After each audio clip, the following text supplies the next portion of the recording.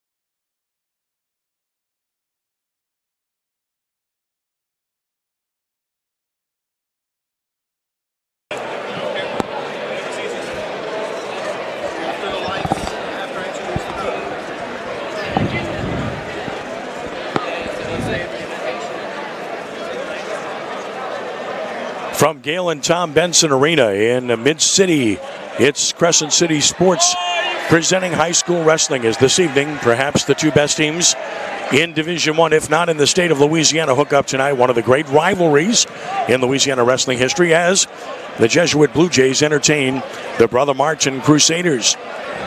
And a pleasant good evening. Ken Trahan with you from Gale and Tom Benson Arena, along with a good and great friend who's done a terrific job in this sport for so many years. Longtime coach at St. Paul's, where I think he spent 32 years as the head coach, and now working as the athletic director at Christ Episcopal School. He is Coach Craig Kettleson. Craig, great to see you. Happy New Year to you. Thanks. Great to see you, too. I'm excited. This is like a SEC football game atmosphere here tonight. Well, and it's great to see this kind of dual meet taking place because obviously there are so many great dual meets to be able to watch over the course of a season, and of course so many great tournaments that we can partake in as well and cover at CrescentCitySports.com. But when you get two storied elite type of programs getting together, it makes for a really good crowd, a really good atmosphere, and a really good duel. That's correct. It's more than just about the wrestling. It's two schools battling for pride, and so these kids are going to give their best efforts tonight. When you look at these two programs, it doesn't get much better. In the history of Louisiana annals, Holy Cross has 28 state championships. The Tigers put an incredible focus on that under Brother Malkia in the early days, and obviously they remain an elite program. But then next up, you've got Jesuit with 23 state championships and Brother Martin with 20. So when you talk about high school wrestling, you're talking about the elite here. These two programs are certainly among the elite, if not the elite, in the state of Louisiana. That is correct. They are the standard that all the other teams hope to match. When you look at these teams and you look at the history of the programs, I mentioned the 23 titles for Jesuit. Interestingly enough, I don't know that most people paying attention are really aware of this other than the ardent wrestling fan. But the Blue Jays have not won a state championship since 2009. When you see that, it kind of makes your eyes pop out, right? Yeah, that is crazy. It's been a while for them, and frankly, yeah, the fear of the blue singlet has diminished over the past few years. But Coach Aurelian's got them going and moving in a positive direction, so I think they're headed back toward the top. Well, you mentioned John Aurelian, a great wrestler here, one of the best ones they've had, and obviously he's got a really good team this year. He's back as the head coach in his first year. Spencer Harris still here and helping and assisting. But John has a rich history in the sport and a rich history here at Jesuit. And, of course, he left Archbishop Rommel, where he was the head coach, to be a college coach, and then came back to coach here at Jesuit. Yeah, he's fantastic. He's assembled a great staff here. And like I said, the kids, I see them improving so far throughout this year. And I think they're definitely going to make some noise at the state meet. Sam Harnson-Krem, the legendary coach here, who won 18 state championships and really revolutionized the sport after Brother Melchior. And then you had Edwin Stacy won a state championship. Mark Strickland won twice. Carlos Bertot won a couple of state titles. Brother Martin has won 20 state championships. It has been the preeminent program in Division I for the past decade or so. And, of course, so many reasons for that. But now you've got Andrew Nicola at the helm, and he's just done a great job taking over for Robbie Daughtry. Yeah, he definitely has done a great job. I think he's came in with a college-type style and really has carried on the tradition that Brother Martin has established, that Coach Daughtry has established. Andrew, of course, winning a state title in 2020. In his first year on the job, but Brother Martin with 20 titles. Joe Corso won in 2007. Ray Charbonneau, of course, did a tremendous job winning 6 state titles. Kenny Spellman won a couple as well, and a legendary Brother Martin wrestler as well, and a great guy. And then you mentioned Robbie Daughtry, what an incredible job he did in not one stint, but 2 different stints at Brother Martin. When you talk about excellence, you're talking about a guy that won all the other state championships at Brother Martin. 1999, 2000, 2001, 2012, 2013, 14, 15, 16, 18, 19. Some run that Coach Daughtry had. Yeah, he's an amazing motivator, a great coach. Kids buy in, people buy in. Obviously, I've faced him time and time again as an opposing coach. Nothing but great respect for the way he does his business, and he has established a winning tradition that carries on. You look at the lineups tonight, and both schools they're all in. They're trying to win this tonight. They're going after this thing after each other. It's a measuring stick, I think, for Jesuit, because Brother Martin is the class in Division I this year. I think that's safe to say based upon everything we've seen this season. Oh yeah, absolutely. I think for sure Brother Martin is the odds-on favorite coming in, but Jesuit, as I said, has improved throughout this season. I think they're really going to keep improving. We'll see what they do tonight. Going to go in order here tonight. So starting at 106, we'll see the freshman Trey Trainer for Brother Martin, who's got a great future, and Bodie Harris, an outstanding freshman, speaking of freshmen, for Jesuit, and a really good matchup. Really looking forward to seeing the 113 matchup, because Richie Clemente is undefeated for Brother Martin, number 1 in the state. Yes. He is really good. And then, of course, Jacob Elsinson, the sophomore, 120, number 2 in the state. And he's won both his matches this year against Chase Haydell, who he goes against. Right. Then you're talking about Mason Elsinson, the senior, who's number 1 in the state at 132, who's another great one to watch here tonight. Kemp Durant, who's number 2 in the state at 145 for Brother Martin, and was 2nd in the state a year ago, much like Mason Elsinson was in his weight class. And then you got a guy in Rocco Horvath, who was 2nd in the state last year, lost to a St. Paul's wrestler, who was really good. And Rocco's 41-1, ranked number 1 in the state this year. And then Luke Oler, the senior, at 195, number 3 in the state. Right now he has a head-up victory over the potential opponent tonight in Jackson Calderero. For Jesuit tonight, I mentioned Bodie Harris at 106. He's number 3 in the state. He's just a freshman, son of Spencer Harris. Right. John Michael Bourgeois, number 3 in the state at 113. Outstanding. He was 3rd in the state last year at 106. Chase Haydell at 120, a junior, was 6th at 113 pounds in the state tournament a year ago. And then you look at the big guys, Dennis Doherty, the football star and senior, number 2 in the state this year. And he has a head-to-head victory over Tapia, Brother Martin, this year.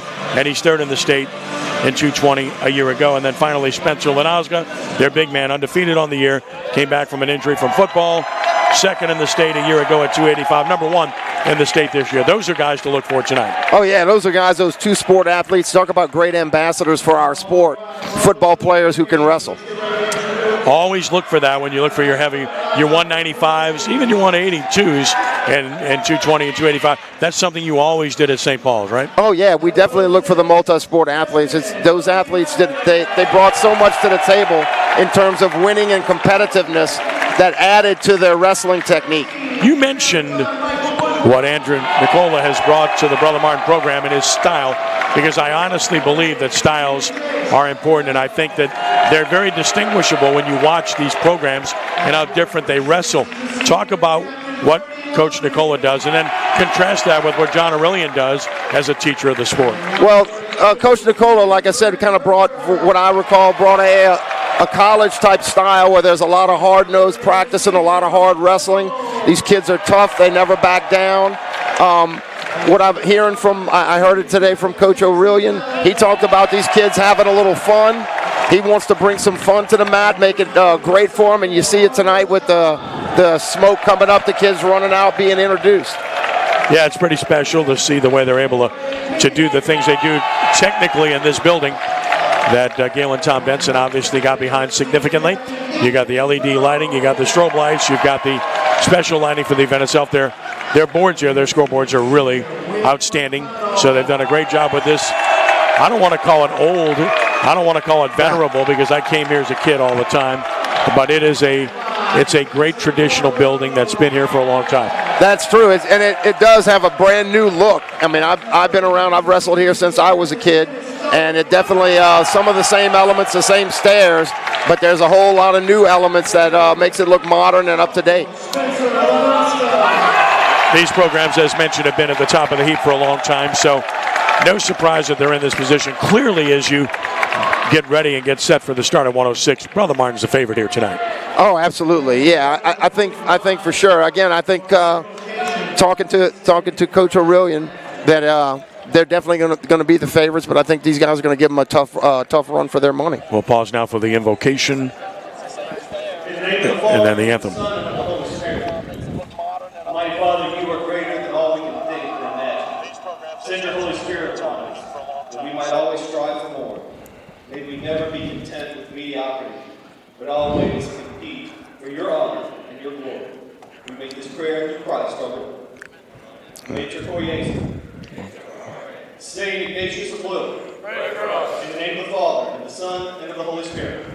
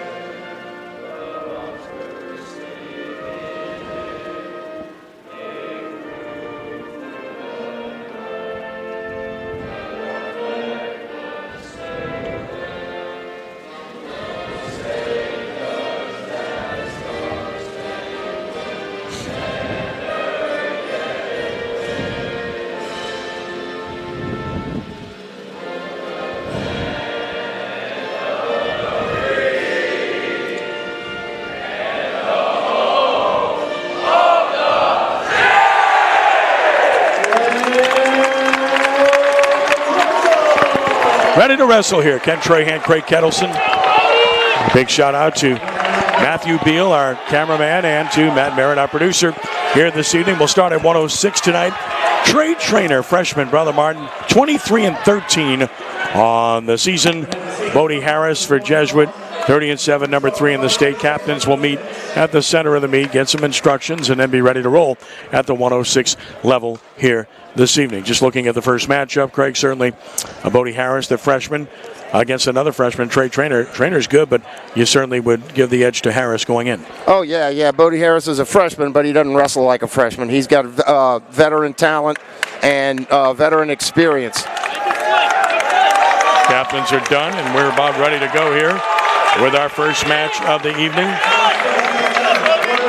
And ready to roll here tonight with Harris against Trainer to get things started from Jesuit High School. All right. Jesuit will be in the white singlets here tonight, Brother Martin, and their old gold. And Trainer's a pretty muscular freshman. Certainly is. I mean, again, very impressive. For 106. Freshman. Ready to go with our opening match of the night. These early matches always set the tone. You know, those 106 guys, they fly around, a lot of action, a lot of stuff going on. Yeah, the lighter weights, you're going to see a lot of movement, a lot of quickness. Both freshmen again, which is remarkable. And there's your first. Oh, there's the first takedown. Maneuver, first takedown. Good move by Harris. Yeah, quick. Yeah, awesome double leg. He's right into a tilt. Right into a tilt here. It's going to get near fall. That's probably why he's so tough, that chain wrestling. He goes right from his takedown right to a near fall before the trainer has a chance to react. The trainer's up on his feet and was mat returned. Not for long. So a 4-0 lead here for Bodie Harris. And Bodie's he's got the cradle locked up. There could be some more near fall here. To say, the cradle, he's got a good lock here. It's going to be tough, though. He's got him in a tough position. Doesn't have it real good. Not going to be able to get the other shoulder position. Back to the center of the mat with 56.2 seconds in period number 1. 3 periods, of course, all of 2 minutes each. We'll see. Trainer's got to keep his arm clear. That tilt really gave him some trouble here earlier. Riding time always important. You don't get points at the high school level. Right. Oh, he's got a bar arm. He's going to the referee stopped it. And that's one significant difference between this and the college game is the riding time points that are allowed at the college level. Riding time is important in high school, though, too, because if you're in a top position, you kill as much time as you possibly can. Yeah, you can wear your opponent out. Without a doubt. All right, here we go again. He's got that wrist tied up. One of the things to watch for here tonight, too, is the magnitude of victories. It's not just winning the match. It's whether you get a major decision, a tech fall, or a pin.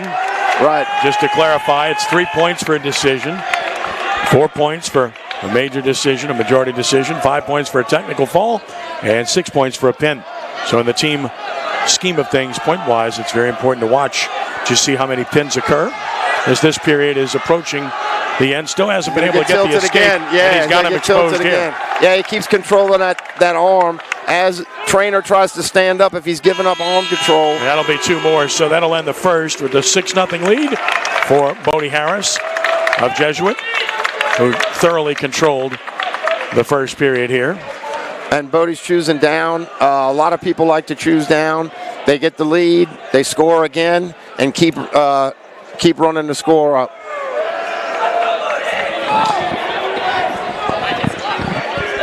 Always important to see how quickly you can get to your feet like that, and now he's got a chance to reverse him. You get a quick reversal, and he's got to get a leg in though, because his hips are over. Correct. Looks like he's going to end up with an escape here. Yeah. But he'll be in a front headlock, so he can go right to his shot. And he shot the leg right away. Yeah, that constant movement is so hard to deal with. You see why he's so good. He's just aggressive. He's never stopped. Haven't given him the point yet, but he might get more than one here. Oh, there it is. There's the escape finally. Took about 27 seconds to make it 7-0 here in period number 2. Match number 1 of this dual meet from Jesuit High School with the Brother Martin Crusaders and the Jesuit Blue Jays. So Harris has got long arms, so he's got a good reach. So when you see him tie up, but he can score from outside, from away from the tie-ups, though he's in there tied up right now. Off the mat at the 106 mark. Lead holding at 7-0. So there's that outside shot again. And just too quick off the whistle. Just beat him off the whistle. 9-0. Now that's important because you get to that 9-point range. You're talking about a majority decision. And his arm's trapped, and he's right back in the tilt. Off the mat. Should be 2 more. And they are not discussing it. Not giving it to him. All right. 49.1 seconds to go, and Harris in the up position. Let's see if Trainer can get quick movement here to try to get to his feet quickly. He does. Yeah, he's just got to get his arm free. There you go. And then he can get out. So there's the first point of the match.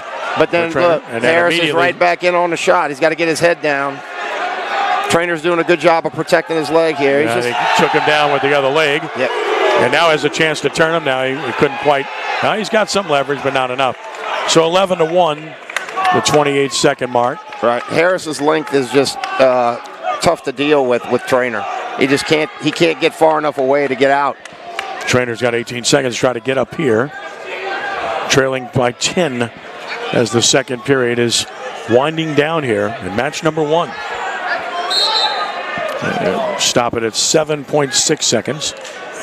And another thing, you see Harris with a combination of moves. He really has a chain wrestling style. No matter which way Trainer turns, Harris has a move for it. Makes it very tough to get out. He's got to get his arm out again. This will end the period here. Nothing there, so it's 11-1. Bodie Harris of Jesuit after 2 over Trey Traynor. All right, Trainor's taken down. He's just got to get his arm free on his stand-up. Well, he goes to a switch. Yeah, it's good. He's good switch. He went to something else. Good. Yep, and he got out quickly, 5 seconds. Yeah. Good idea to go to a different move. And then again. And on the leg again. But yep, good low shot. Hasn't cleared. Circle to the. Now he does. So it's 13-2. Good job. Harris not just long, he's quick and he's strong. Oh, no doubt. No doubt. His timing is so good. You know, he sees that kid's foot coming forward. He's ready. He's right on it. And again, he has a large, though the moves that he's scoring with here, it's the same move, the tilt. But he keeps. That'll be another exposure there. Yep. He keeps Traynor guessing. So now we're 1 point away from a technical fall. It's 16-2. Right. One more score for Bodie Harris will end this match. Right. I would. Yeah. And of course, I would let him up, take him down. As many times as he's got him taken down, you let him up, take him down. But they may be trying to go for that extra 1 point for the pin. I think it is with the pin, but you're trying to maximize points here if you're Jesuit, because Brother Martin has the edge overall in terms of the number of matches that are expected to be won by the Crusaders as opposed to the Blue Jays. So you're talking about looking for points here. Right. But at some point he'll get the instruction to cut him. There he goes. There it is right there. There it is. Yep, you are correct. 16-2 with 40 seconds left. Now Harris looks for the takedown, the try to win the match. And Trainor's going to try to not give it up. So now it's a new battle, even though it's not a good match. It's now a brand new battle to fight. Yeah, this is a battle for Traynor to try to help his team. This is a battle for pride right here. And for team points, Traynor getting off the mat with 20.5. And he's been warned for stalling, but that's okay. Again, you see the heart and pride that Traynor has. Absolutely. Tried to shoot the leg, Traynor got down. And of course, the champion heart of Harris going in there and going after it. Traynor gets in on the leg and trying to avoid any reversal. He's got a chance to score, but at the very least avoid a technical fall. And he is going to be able to do so because the time is now expired. So this match over, 16-3, Bodie Harris of Jesuit, a winner. Major decision to give Jesuit a 4-0 lead in the match. Hey, go over there. Sorry. So Blue Jays take the early lead, as was expected. That's right. Now we get to 113, where you're going to see one of the best wrestlers in Louisiana, if not the best, Richie Clemente, unbelievable freshman at 31-0, number 1 in the state for Brother Martin, against a very good wrestler, a junior, John Michael Bourgeois of Jesuit, 3rd in the state. He was 3rd in the state at 106 last year. This is a case where Jesuit's got a really good wrestler. Yeah. But they're in against an elite talent. One of the top wrestlers, if not the top wrestler in the state. Clemente, of course, he's been wrestling since he was a really small young man, so he's got such confidence. You see how he just went out there and grabbed him. He's just remarkably strong for his size. And so confident. And takes a 2-0 lead immediately. No fear at all. Oh, my goodness. Put him on his back. Immediately, that hurt. Yeah, that mat return, that claw mat return with the half really can do some damage. Now again, it's a tilt. Yeah, I mean, Bourgeois is trying to get his bearings and trying to find a way to escape, but he's not. No, Clemente has just overwhelmed him. He's got some great leverage here on that shoulder. Closing in. He's got the leg in. We should be having near fall here soon. Maybe not. They gave it up. Rolled out of it, gave it up. But notice he doesn't let go of the arm. He's got the arm the whole time. Keeping the pressure on him. So Bourgeois will settle in here and get his head. He just kind of got overwhelmed early. So well, it's only 1 minute in, and you would think that Clemente's dominating, but it's only a 2-0 match. Right. And he'll get his. He'll get cranked up here in a minute. He'll get rolling and make it a tough match because he's, like you said, he's a guy that's placed high in the state in the past. So he knows how to wrestle and knows how to win. Well, 3rd in the state a year ago. At 106 up to 113 this year. Right. And now let's see if John Michael Bourgeois can find his way. Right. And just withstanding that onslaught at the beginning was a really testament to Bourgeois because Clemente is, like you said, everything you said is tough. And there's a reversal and couldn't quite get out of it. Leg was secured the whole time. Right. Whistle blew, and they still went at it. A little bit after the whistle there. And the referee wisely letting him know, look, no need for a penalty point there, but can be assessed. Right. And like I said, next time around. No fear for Clemente. He doesn't mind exposing himself trying to get that roll through tilt. No, exactly. He has no fear right here. Because you do expose yourself, and obviously against a skilled wrestler, you put yourself in danger. I saw a match here like in 1974. Guy was up by 14 points in the third period, and he got pinned in the same situation because he was looking for the pin, and he made a mistake and got exposed. And in 3 seconds, he was pinned. I won't name names because you know him and I know him. Yeah. Clemente had the leg in, hadn't been able to do anything with the leg from top. So like you said, he's completely dominating everywhere but on the scoreboard. Really a punishing first period that Clemente has put on his opponent here, and he'll take a 4-0 lead, it appears, although he's close to an exposure there, but couldn't hold it. He did. He got two, yeah. So give him the 2 there. Bourgeois was trying to counter the leg and ended up getting himself exposed. Scoreboard has not reflected it yet. It should be 4-0. There it is. They've just changed it. So 4-0 in favor of Clemente after 1. 4-0 team lead for Jesuit after 1 match. And Clemente in the down position. John Michael Bourgeois will try to keep him there, but very hard to do with that young man's strength. Over the years, I've said this, Jesuit's been maybe the best at rotting in the up position, but hard to do it against this young man. Yep, And now he's got him. Yep. He's got him.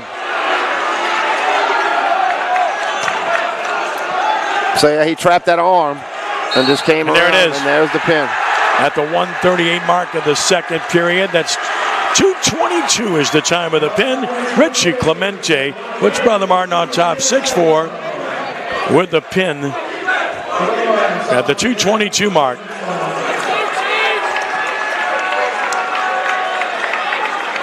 And now we get to 120 with Brother Martin up 6-4 in the duel. And here's another elite wrestler for the Crusaders, Jacob Elsinson, the sophomore. Number 2 in the state, 41-2 overall.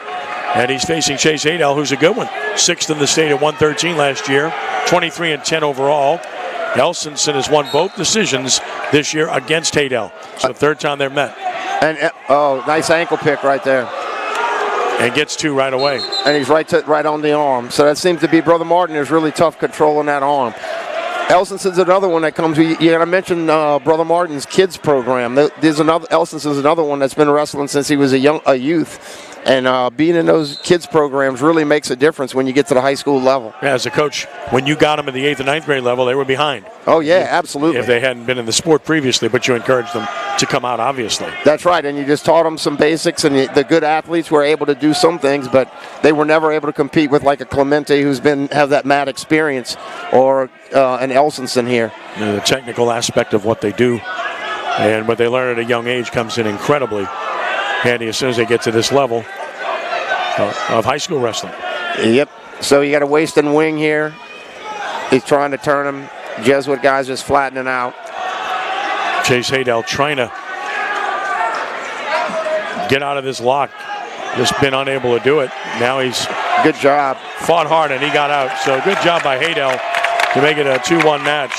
Chase had to work really hard, but he was able to do so. Now back to neutral, but right away getting in on the leg again is Elsinson. And he's got something to work with here. We'll see how he finishes. He got to finish. And he does. He does. So a 4-1 match. It may be a take him down, let him up match, because that seems to be where he's scoring. Again, Hadel trying to get out, but... And Hadel seems to be susceptible to that head tap. You see that twice, that Elsinson tapped his head and was exposed his legs. So we'll see if it happens a third time here. So low man wins, and so far Elsinson's been quicker and lower. Right. 4-2 match. So he tried it a third time, didn't quite work that third time. And we've seen sometimes when the opponents have trouble getting low enough, they'll wrestle from their knees if they can get. Oh, yeah. They're strong enough and get enough leverage to do so. But you have to be strong, and you can get overwhelmed in that position. Right, and that's the only negative is Hadel right there. Gets in on the leg Hadel's got a cradle. And he gets a 2 and ties this match. So good match here as we approach the end of the first period. Tied 4-4. Chase Hadel, Jacob Elsinson. And that's the negative of taking the same shot over and over again. Your opponent figures it out. Yeah.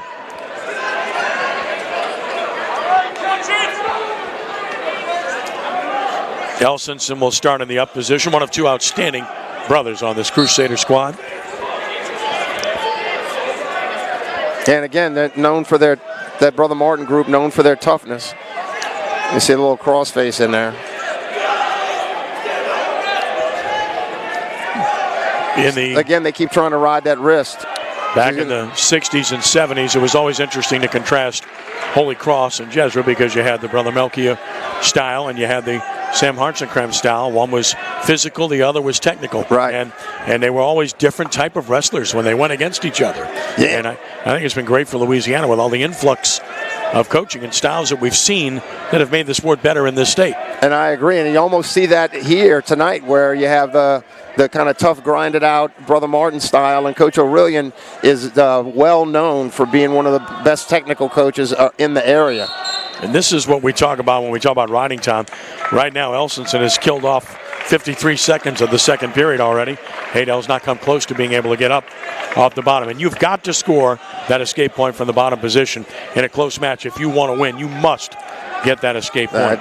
You want to finish. You always want to finish the period neutral or on top. You never want to get ridden out there. No.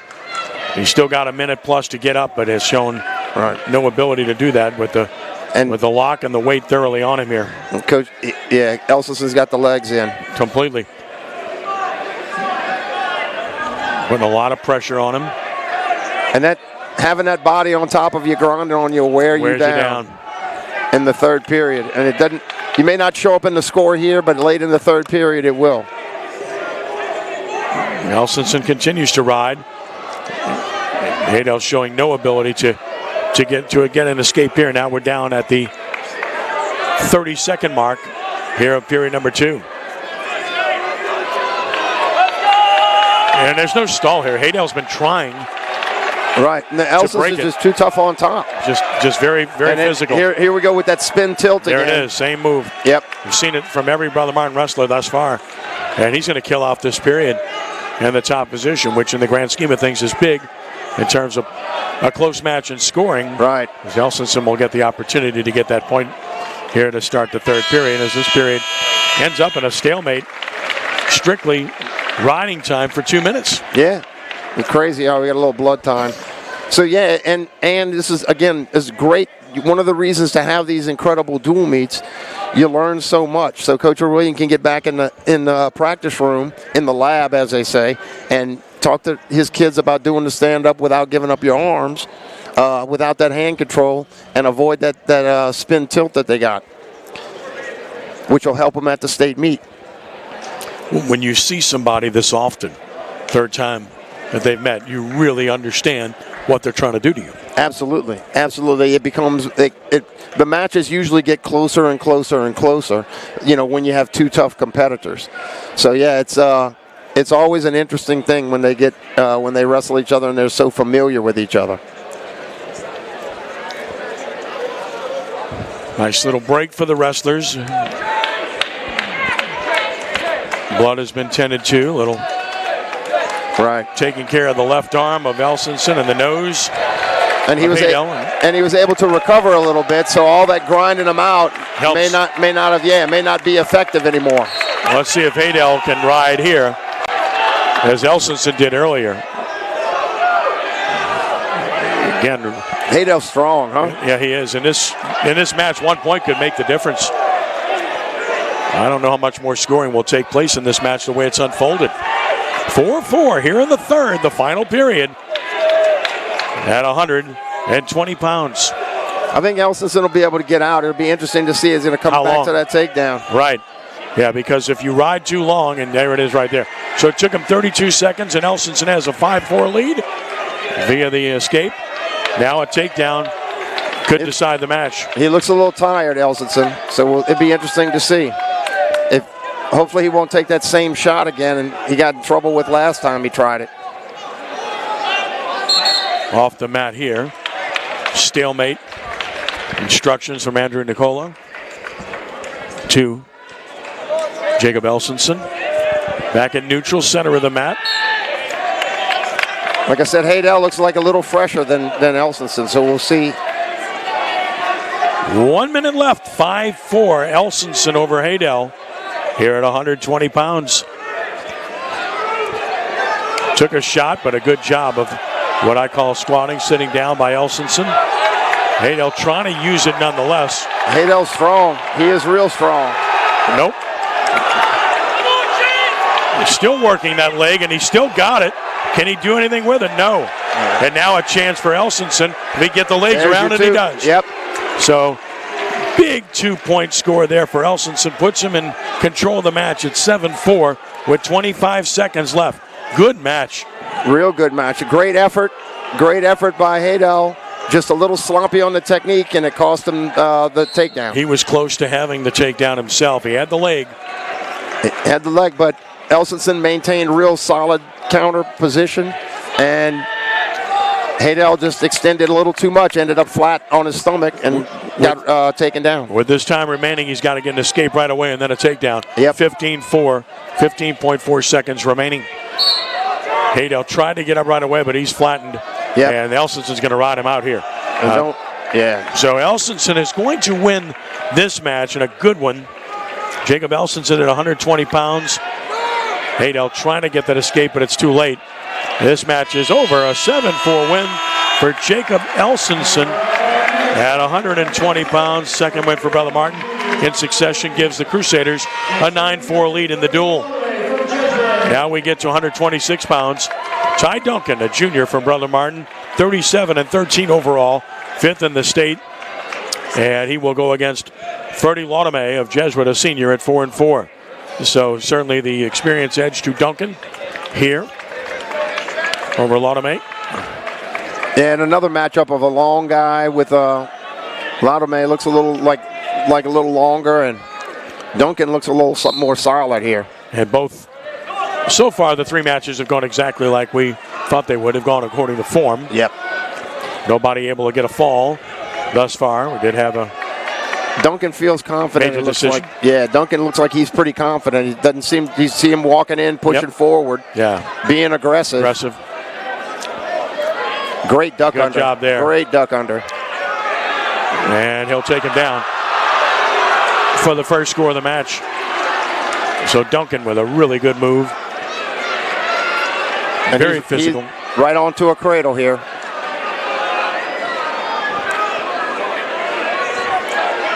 He's got it pretty good. Nope, he lost it.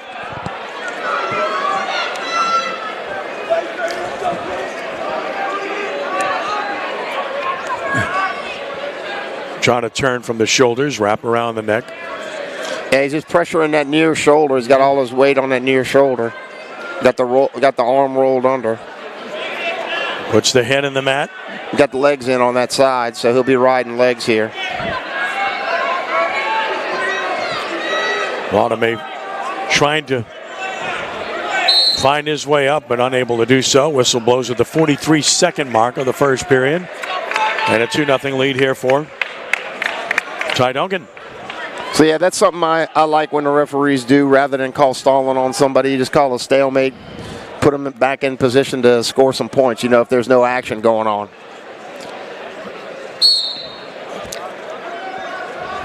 Duncan again able to get that lock underneath and he totally control him. He stopped the initial stand-up and got a leg in on the other side there.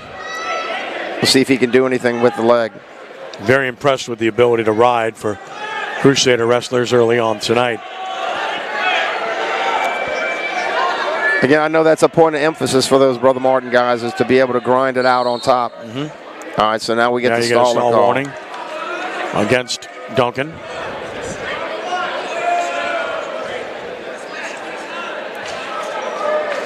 So he may not be able to continue to just throw legs in. He may have to come up with a different move here from top. Laudame trying to turn here. It's a good switch. Good switch. And Laudame. He's got it.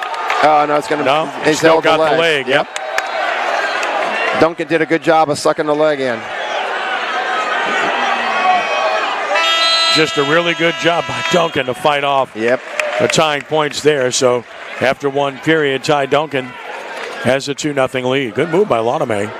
Yeah, nice switch there. Almost got it. It just sometimes you almost want to get away and get your one as opposed to trying to get to the two.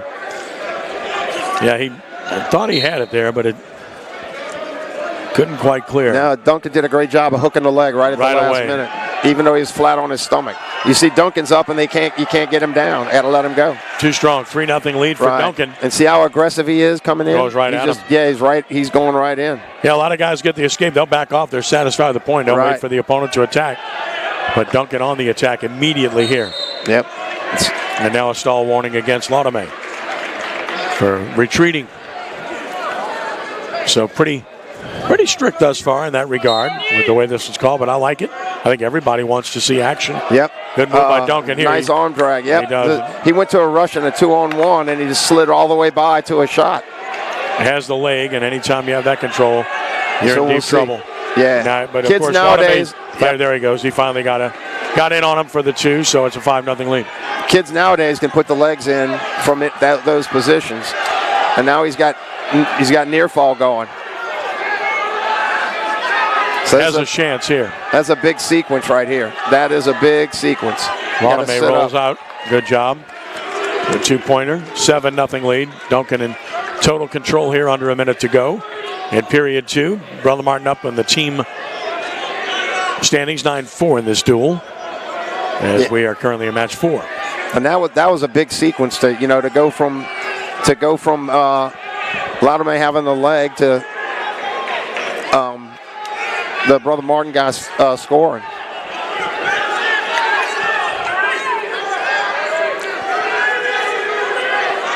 Duncan really putting pressure on that shoulder. Yep. And you just got to watch Duncan's foot, but yeah, if he stays up. And he's not afraid to roll on his back like this either. No, Duncan's just if he slides his hips out, he's scoring.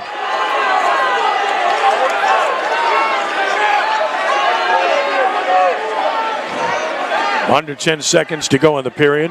Putting a lot of pressure on Lanazna. Got the half. Now he's got the half in. And period ends, which might have saved Lanazna. That's an exposure. So near fall, 3 points. So it's 10-0. Gone to the third. And again, looking at this match, at this point, it's really all about Lanazna trying to avoid getting pinned. Yep. Your team points mean everything. As mentioned, a fall is worth 6 points. And a technical fall worth 5. Yeah. Major decision 4. And a regular decision is 3. A major decision is 8 points or more. Right. So one of the great things about wrestling is you can't just get a big lead and put in the clock. Put in the JV. Right. Exactly. There's all kind of stuff to do. It's man on man, man. And he's got it. He's going to avoid and try to come back and get 3 points and avoid the major and get his team back. And he got the escape. Good, finally. there's an escape. And Duncan's got to keep going and try to get the. Duncan attacked right away. Yep. Because Duncan's got to get the points and get the major and the tech. 10-1 match is about to be a potential pin here. And a 2-pointer makes it 12-1. He's got to keep that arm. Plenty of time, 1:20 to go. 12-1 match for Ty Duncan. Andrew Nicola right by him and just watching. It's like, I don't have to tell him anything. He's doing this. He's doing this right. Now he gives him a little instruction. Right, okay, here's what you need to do if you want to finish him here. Right. So he scored earlier with the having legs in. Now interestingly, he didn't get legs from the from top. Now remember he did a switch here. Jesuit had almost scored with a switch. Now here we go. We sat to the legs. There we go. And then he went to a half. Strong and good technically. Yep. Duncan. A junior. He's quite experienced in 50 matches already this year, so he's been in headgears off. Yep. Cradle. But Lanazna, as long and lanky as he is, I'm sure he's used to having guys try to cradle him. Lanazna almost had a reversal there. He's in trouble here. He's all right. Look, he does a great job. He's got great hips, huh? Yeah, he does. Just really strong. Loose, I like to call it. Is this one's winding down? Yep, was able to roll through. So he'll stick with the major, looks like. So it's going to be a major decision. 10 seconds left, 12-1 score for Ty Duncan, who's going to win this match and add to the Brother Martin team lead. Oh, locking hands here at the end. It's not going to matter, though. 0.7 seconds left. And they give a point to Lanazna to make it 12-2. Still a major decision. But a 12-2 match. His headgear's come off twice in this match. Duncan's really worked him over to a degree. But Lanazna's hung tough for his team. He didn't give up the additional points. 12-2 win for Ty Duncan. And Brother Martin's lead has improved to 12-4 now as they've won the last three. And again, 13-4, pardon me, as a 4-point win there with the major 13-4 lead. And now we get to 132, and Mason Elsinson, number one in the state for Brother Martin. 38-1, was second in state at 113 a year ago. His opponent is Grant Herbert, a junior who's 13-13. So definitive favorite here is Mason Elsinson, again, one of the better wrestlers in the state. Yeah, another young man that's been wrestling since he was a child and has tons and tons of experience. And so we'll see how, again, you see him pushing forward, just no fear, walking right in. Off the mat, unable to take him down. And then you can see the confidence in these guys that have wrestled forever. There's no position that they're scared of that they get nervous about. And right back to the center, quicker than his opponent. He's ready. Right to switch right away to the leg. Beautiful job to get underneath. Now just has to take the other leg down. Stay on the mat. There it is. And great job counter. to fight him off. Well, this is a back and forth job. Great job by both guys. And Herbert in on the leg again, but off the mat. Herbert's doing a good job. Herbert's doing a real good job. He's definitely funky. Definitely funky. I mean, with things that you think you're going to score on those funky guys, and they slide out somehow. So that should back Elsinson up. He should slow down a little bit and try to be a little more technically sound.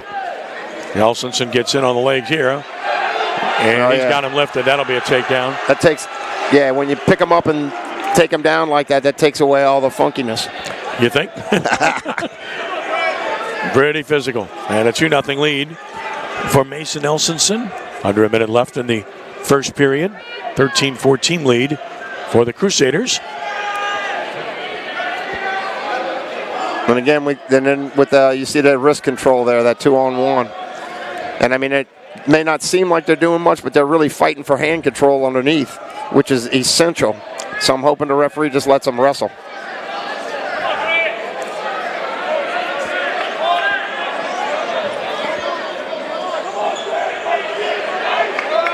Now at 20 seconds to go in the period, and they'll blow the whistle. Off the mat at 18.8 to go in the first.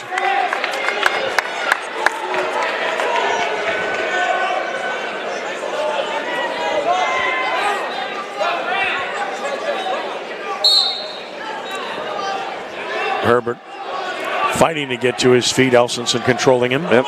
Good switch to a stand-up, and there's a chance to roll him here. Chance to roll him here. Wow, that forearm near ankle. That's hurting. Yep. 3 seconds. He should scoop it. Yep. He should score here. And the period ends, and a 3-point exposure recorded by Mason Elsinson puts him in control at 5-0 after one period. Wow, that forearm near ankle, kind of a basic move that they teach early on in kids' wrestling careers, but it's still effective, even at this level.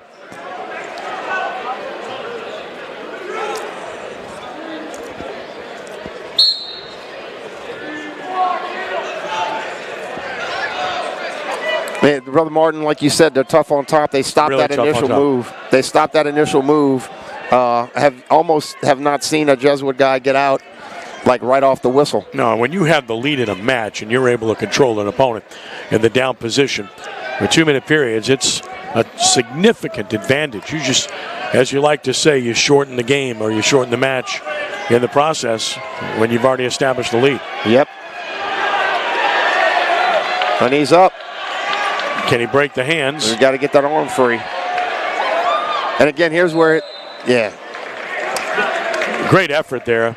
Here's where those slick hips that he had almost got away. 1:19 to go in the second period.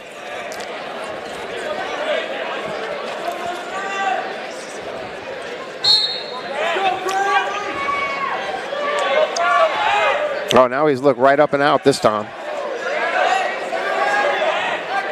Or at least up.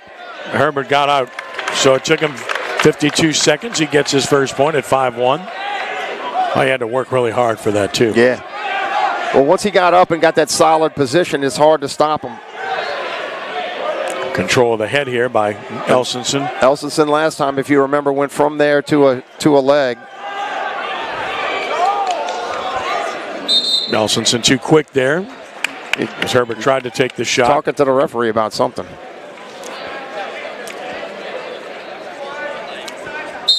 Well officiated matches here tonight. Elsinson gets in on the leg.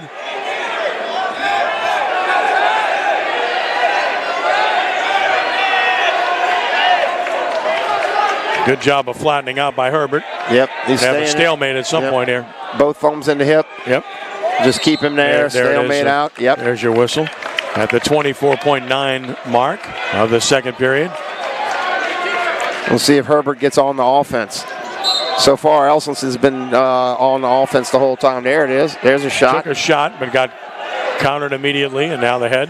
And he's going to go right from there to a shot, I'm thinking. Yep. Oh, a drag. Oh, beautiful drag. Yep.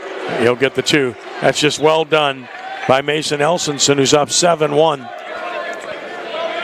Got the half in. As the second period approaches the close. A lot of credit to Herbert. He's really fought hard. He's got a problem with his right eye as well. He's been bothered by it for the last, 2 or 3 minutes, and he's going to the side. He's got a real problem with his right eye. He's been saying it continuously. They got caught with a crossface here early on in the first round. So has that right eye tended to. Elsinson gets a break and gets instructions from Andrew Nicola.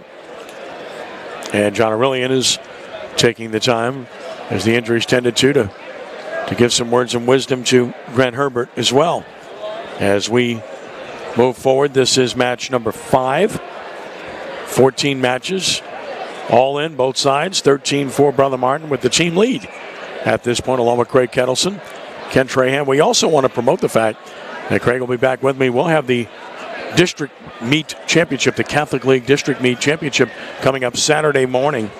Actually, we'll be doing the finals at about 12:05, 12:10 will be the real time of the start of the finals from Archbishop Rummel High School, with Jesuit, Brother Martin, Holy Cross, John Curtis, Archbishop Rummel, Archbishop Shaw. All in. We've had the pleasure of doing that several times, and really happy to be back doing it this year after a pandemic year. There's the escape. Again, 8-1.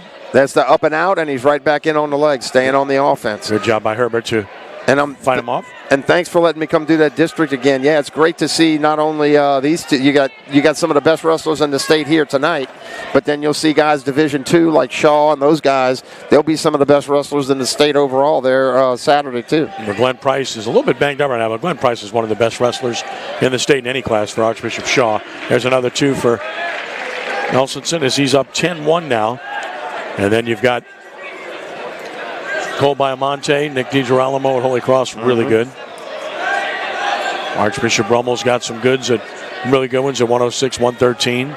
And they've got Carter Burgess, who's a good one. John Curtis, real good at 145. And then you've got, of course, these two schools that have a number of really good wrestlers. Right. Yeah, it'll be exciting to see. It'll be exciting to see them match up. In fact, Brandon Serency is here in attendance tonight, who's done an outstanding job at Archbishop Shaw. I saw Coach tonight. Yeah, he's done a fantastic job with that group. He's done a fantastic job with that group. And like you said, Herbert's here fighting for his life. Well, Shaw finished 5th in the Louisiana Classic. They're a top 5 program in the state right now in every class. They've always had a couple of good individuals, but they've lately developed, like you said, into this team. All right, 27 seconds left. He can get this near fall with his double chicken wing. He's got a chance with the chicken wing, exactly. So Herbert is so kind of rubbery. It's hard to get him over here. He's really fought hard for his team again to avoid more points. It is a major decision right now at 10-1. And it's starting to look like it's going to end that way. Blow the whistle at 4.6, no points. They're going to give one for an illegal move behind the head. So a 10-2 match, but it's still a major decision. That's still at 8 points. Right. Unless he can get one in these next 5 seconds. I don't think that's going to happen, but he'd have to ride. He'd have to be on his feet immediately. Yep. So this is all about quickness. So again, there's another challenge that even if you're losing in the score, there's things to wrestle for and things to win. Fought to get up, did Herbert. Trying to get Yeah, he it, did. but can't do it. So ruled him out, and that's a 10-2 victory for Mason Elsin of Brother Martin over Grant Herbert. Another major decision, a 4-point score for the team, makes it 17-4. Brother Martin on top of Jesuit as they've won 4 straight matches. And now 138, it's Nick Cusimano, the junior. 32-5 for Brother Martin, number 5 in the state, as he goes against Luke Colum of Jesuit, a senior at 18-14. They did wrestle at the Classic, Louisiana Classic, and Cusimano was victorious in that match. So he's the favorite in the rematch here as they get together for the second time in just, I guess, a matter of a few days. Yeah. It's crazy how sometimes you run into the same guy in such a short period of time. Coach Nicola was having a conversation with the referee. I think he was checking on that illegal hold. Making sure that got a clarification on it. Didn't hurt them in the team points. Still a major decision. No. And again, Cusimano's a strong-looking kid. They got a lot that look like that, don't they? Nice shuck. Little throw by. He's just got to get to the ankle. Oh, he's staying high on the hip. There it is.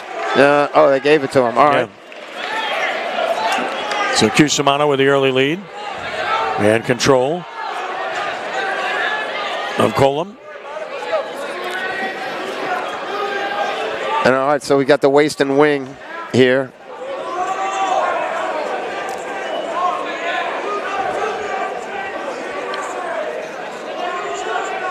And then sometimes we'd even, with that tilt that they like to use, sometimes you almost take a little pressure off, let them start to get up so you can roll through and get that tilt. Obviously, the heavier weights don't really do too much of that. I mean, I guess some of these Jesuit guys are athletic enough to do it, but the heavyweights, when I coached them, not every one of them was a super athlete that we want rolling on his own back, Sixth match of the night. We've yet to see a fall. These two outstanding programs. Brother Martin in control 17-4. In the team portion, they've won 4 of 5 matches. If you've just tuned in, glad to have you with us at CrescentCitySports.com. Thanks to Lamarck Automotive Group and Ronnie Lamarck and their continuing support. They've got it all. Lincoln's, Ford's, the used car division, and of course the collision center. And their outstanding service department at Lamarck Automotive in Kenner. That was a good stand up. Colum stood up. Colum 10 seconds left out. Still on a leg. He's being flipped and can't escape. Not sure he's going to get out. Not able to get out. 4 seconds, 3. Still not able to break. Able to get to his feet, but can't break the hold. And a 2-0 lead after 1 for Nick Cusimano. Right, but that's big that he's on his feet, making Cusimano hang on and kind of play defense, as opposed to laying there and getting Cusimano almost scoring near fall on him. So even though he's not scoring, he's kind of putting it in his mind that, hey, I'm going to be on the offense. You got to try to hang on to me. Second period begins. That was almost too good of a switch. Yeah.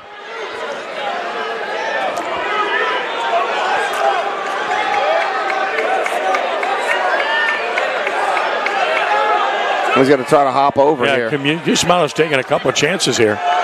Yeah, again, those guys are so fearless and so comfortable that they don't mind exposing themselves to a little danger to get what they need. Got to his feet, got the point, so it's 3-0 Brother Martin in favor here of Nick Cusimano, the junior. Out of bounds. Back to the center of the mat.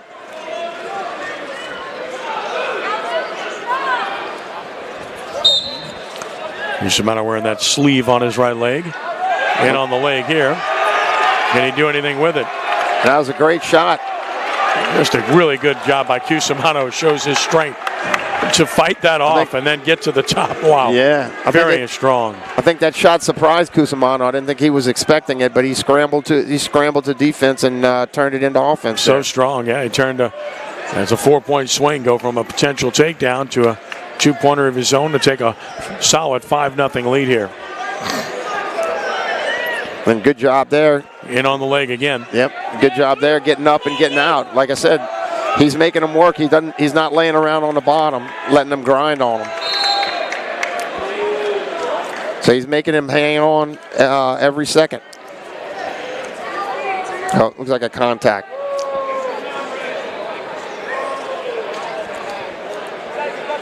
So quick story, we had a kid, Brian Menendez, I used to coach, that his contact would come out constantly. We'd look around on the floor. I could never find it ever. And so then I found out after he graduated, he really didn't wear contacts. He was just getting a breather. What a deceitful person. Yeah. Trying to find any way to catch your breath, get an edge, right? Trying to get an edge. The statute of limitations ran out. That's right. I love that. I love that kid. He was a great wrestler.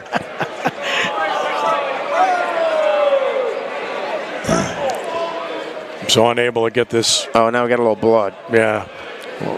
Thought of contact now. A little blood. Take care of that. It's clearly a part of this sport. Always has been. And if you don't think this is difficult, try it sometime. That's all I can tell you. I tried it in intramural wrestling, and I thought I was all the rage because I was real strong for my size, and I was throwing a guy around for the first 2 minutes and all smiles and everything else, and somehow it ended up in the third period. I just said, please pin me. Let's get this over with. I was in such pain. Every muscle was like hurting. Seriously. Conditioning in this sport is remarkable. The dedication is second to none. And the hard work put in is astronomical. Oh, yeah. It takes a lot of pride. That was one thing, Dan Gable said that it takes a lot of pride to wrestle, win or lose. And that's one of the things, these guys have great respect for each other. Win or lose, no matter who it is, it takes a lot of guts to get out there and compete. So we get 5-0 going to period number 3. Colum unable to really generate any offense here. Now he's going to be in the bottom position, and his task here is to try to rise and get on his feet and get an escape within 30 seconds and try to wrestle. But it's been hard against these Brother Martin wrestlers who have just done a great job in the up position of riding and physically controlling their opponents.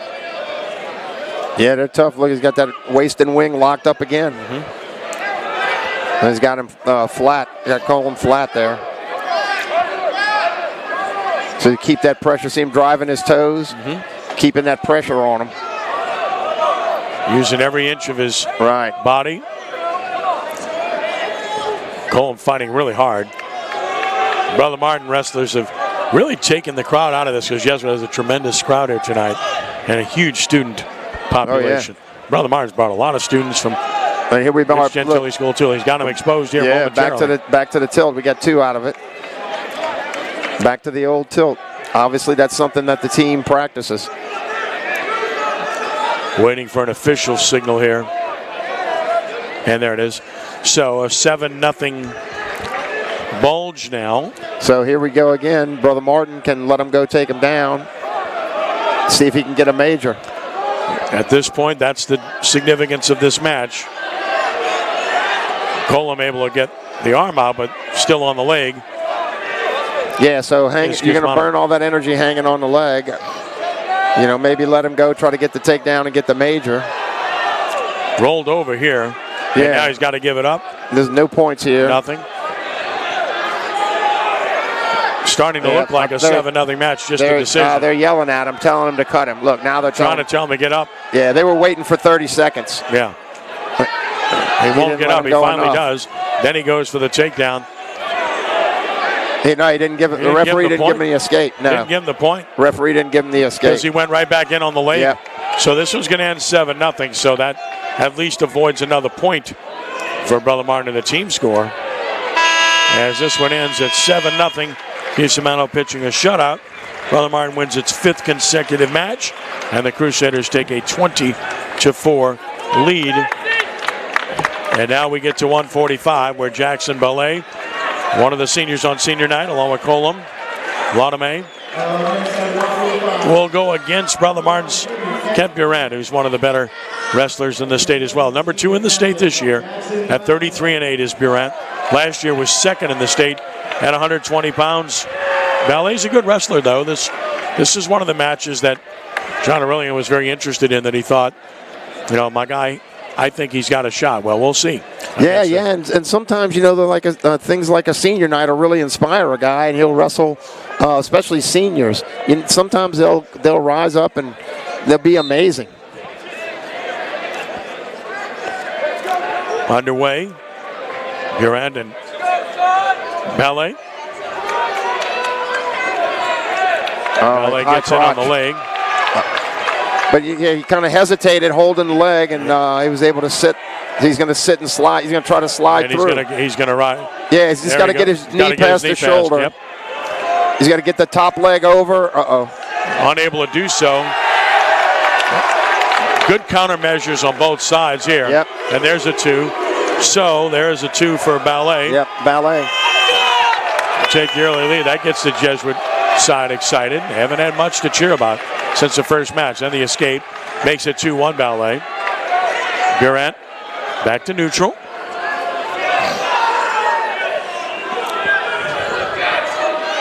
Just studying the physical matchup here. Looks like a pretty even physical matchup for these two. Yeah, they look pretty similar. Took the same shot basically. Right. He switched off to a double. Ballet countered it pretty good. But yeah, they seem to be both doing the same setup and to the same high crotch. Yeah, so far good countermeasures on both sides. One takedown the difference, a 2-1 match for Ballet as we hit 35 seconds to go in period number 1. Right. Oh, so Ballet's got that 2-on-1. Now, Durant, wasn't he a state finalist? He was 2nd in the state last year. Yes. So here he is. He's in on a single, but Ballet's got that head pin. So he's got that head pin down. Yes, he does.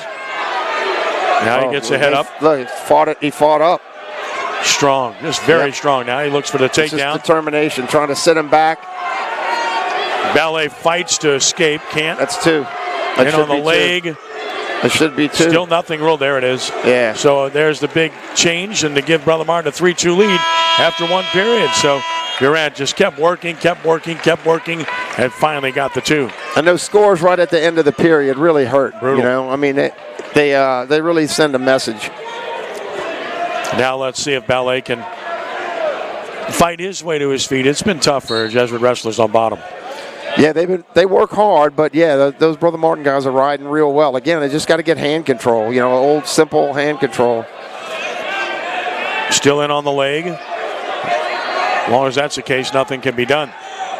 You got to make sure he avoids getting exposed there. Right. Goes flat to make sure that's the case, and back to starting over again and on your stomach. And then Ballet and some of the other guys too. You know, when you go flat, you got to start all the way over. You know, if you can stay whatever ground you gain by standing up, even if you get taken back down, if you don't go all the way down, you hit to your base. Right. You can get right back up. But going all the way flat like that really puts you in a tough position, because then you got to build all the way up from ground zero there. This has been the story of the night, and the up position, Brother Martin just totally controlled Jesuit wrestlers. Yeah, Brother Martin is tough on top, and they keep. You know, you watch their toes; they're driving forward. That pressure is driving through the hips. And Ballet keeps trying to roll. He doesn't have an arm there. No, he doesn't. And now we're down to the 50-second mark of the second period. But again, it's just a 3-2 score. It is. I mean, it's a tight match, but yeah, it seems like Durant's in control of the match. But again, only a 1-point match. Of course, the story is if he rides him out here, he's going to be able to probably get his point in the third. Stalled warning now on the Jesuit wrestler. Ballet almost got him turned there. Ballet trying to get to his feet, but still the leg controlled. Durant. As long as he got that leg, Durant's there's nothing you prop can back do. out. Nope. He's got to work up, or he should get called for stalling. There he goes. He's working up. Yeah, he did. And that'll kill off the period. So he wrote him out for a full 2 minutes. Yeah. Second time we've seen that here tonight. That's not typical. That is not something you see very much. No, not at high school. Not at the high school level. Because, again, there's no points for it. Nope. And while it grinds on them and puts them in a tough position, there's no real reward for that. Jackson Ballet in the up position, so Kemp Durant will look for his escape. And frankly, it might be the best thing that could happen to Ballet than to have a chance to wrestle.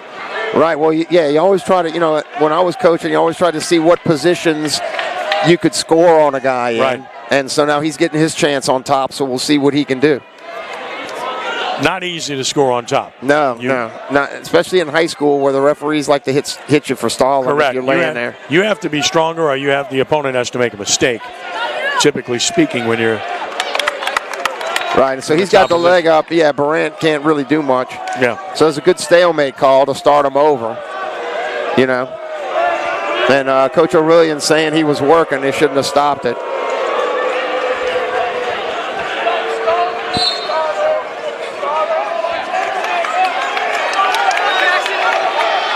So now he's turned in. Durant's turned in, but he's got the leg hooked. He does, which will prevent any move from Ballet to be able to expose him. A minute 10 to go. So Ballet's got legs in. So we got warning issued to Durant. Durant. Yeah. All right. 3-2. Still the lead for Durant here as we hit 1 minute to go in this match. 1 point match. Ballet's got the arm. Can't do much of anything with it. He's still holding on to that arm. Finally behind the head called. And with 52.4 seconds left, back to center and back to the down position. Once more for Durant. And both guys have been warned for stalling here, so he's going to let him go. All right, so give him cuts him, and it's 4-2. Give him the point there. And so Ballet's got to get the takedown to tie. Has to shot head the tap leg to here. that high crotch. Shot the leg, and there it is. Right. Now he's got to avoid the escape. Well, or you do it again. Or you do it again. 41 seconds left. Ballet got the takedown, but now Durant trying to turn him. Right. 33 seconds left. This match is tied. Oh, you don't want to do that. 30 seconds left.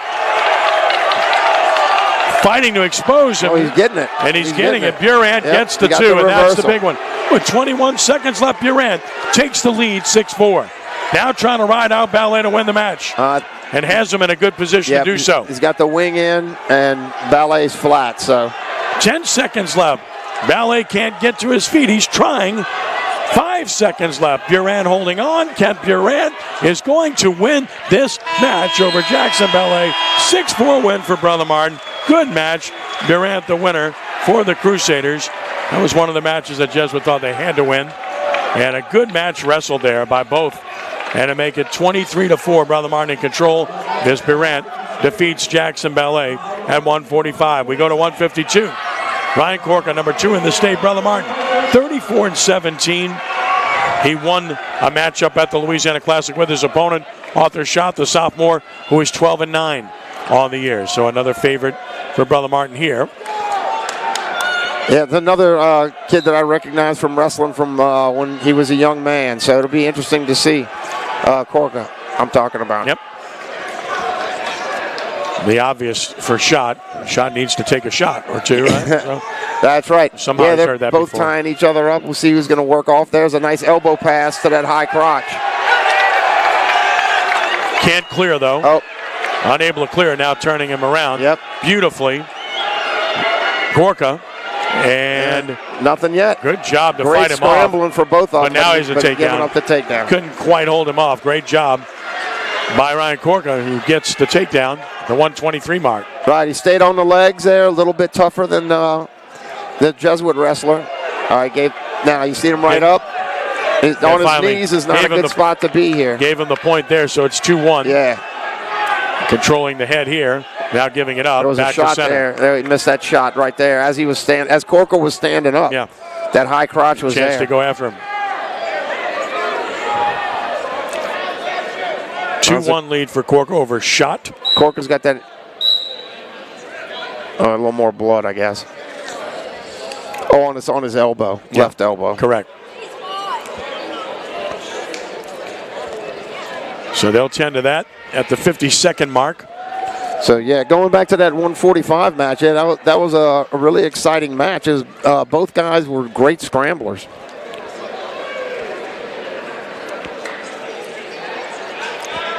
Yeah, people, it's kind of like baseball or football where they like to see the high-scoring matches and those exciting, but some of the best matches you'll ever see in this sport are 3-2, 2-1, where you've got just great technical wrestlers who just don't give it up.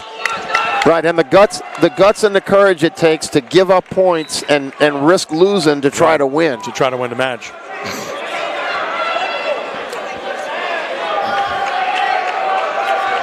Two-one lead for Corca here. Yep. So he's holding that. He's controlling those wrists. A lot of hand locks, a lot of arm locks as well here. So remember, Schott had a little elbow pass last time to that high crotch. So we'll see if he comes back to that. Corca keeps working to an underhook. See him get to that the right-handed underhook he likes, and then when Schott works back inside, he tries to pass it. Approaching the end of period Corca's one. Underhook inside and then pushes it off. And a 2-1 lead for Corca after one period. Ryan Corca over. Arthur Schott. And again, he'll go down and try to build some points up early. You try to break the other guy's will by doing that. You have the lead, you go down, you score more points.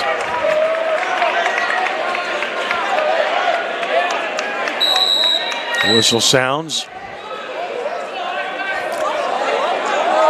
And they're going to give a point here. Talk about what you saw there. Well, it looked to me like, he grabbed his headgear. Yeah, it looked to me like, I think he grabbed his headgear, yeah. And that's the explanation to John Aurelian. And yeah, because I didn't see a full Nelson. I didn't see a full Nelson at all. So that's a key point to make it 3-1, and he can get another point with an escape here. In a tight match, that's a key point. Oh, yeah. We saw headgear come off twice earlier in the match, but no call at that point. But that can happen. Yeah, and sometimes you just, escape. You just start grab whatever you can grab and trying to hang on. I mean, you're not doing it intentionally. You just, whatever happens to be there, that's what you're grabbing on. Ryan Corca up 4-1. And then that's just a bad shot. He just missed badly, and Corca's got a chance to get more here and take control of this match. And there it is. So Corca's up 6-1 as we approach the 1 minute mark. And that's where the experience comes in. I'm not sure how much experience Schott has, but sometimes you get nervous and you get desperate, you get a little bit behind, and you just dive in there and get super aggressive, which Corca then used against him to score even more points. 6-1 lead. Ryan Corca, 51.6 seconds to go here in period number 2. Ken Trahan with Craig Kettleson. Thanks to Academy Sports and Outdoors for their continuing support of Crescent City Sports. Have your best season yet. All for sport. Academy Sports and Outdoors. Shop now. Big store, of course. And Kenner on Veterans Boulevard. Go there all the time. Greatly appreciate Jason Trusclair and company at Academy Sports and Outdoors. All right, he's fighting his way to a stand-up. Corca's keeping that pressure on him, keeping him down. Just see, he hooks that ankle with his left leg there. Makes it tough to get up. And works the arm, works the underneath crotch. He's doing everything. And now he's back flat. To flatten him, and he's done so again. So totally. Oh, he's reached through to get this far arm. So now you can rotate that arm up and try to roll him over. He got his head through. So this period will end at 6-1 in favor of Ryan Corca for Brother Martin.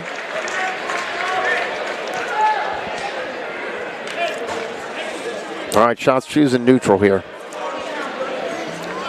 So we'll see, like you said, we'll see if he can get a shot off. So he goes, Corca keeps going to that right-handed underhook.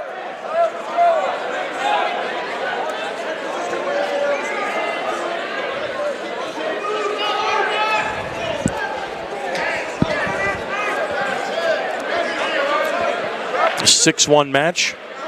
Seems like Schatz may want to take advantage of that as he keeps stepping for that right-handed underhook.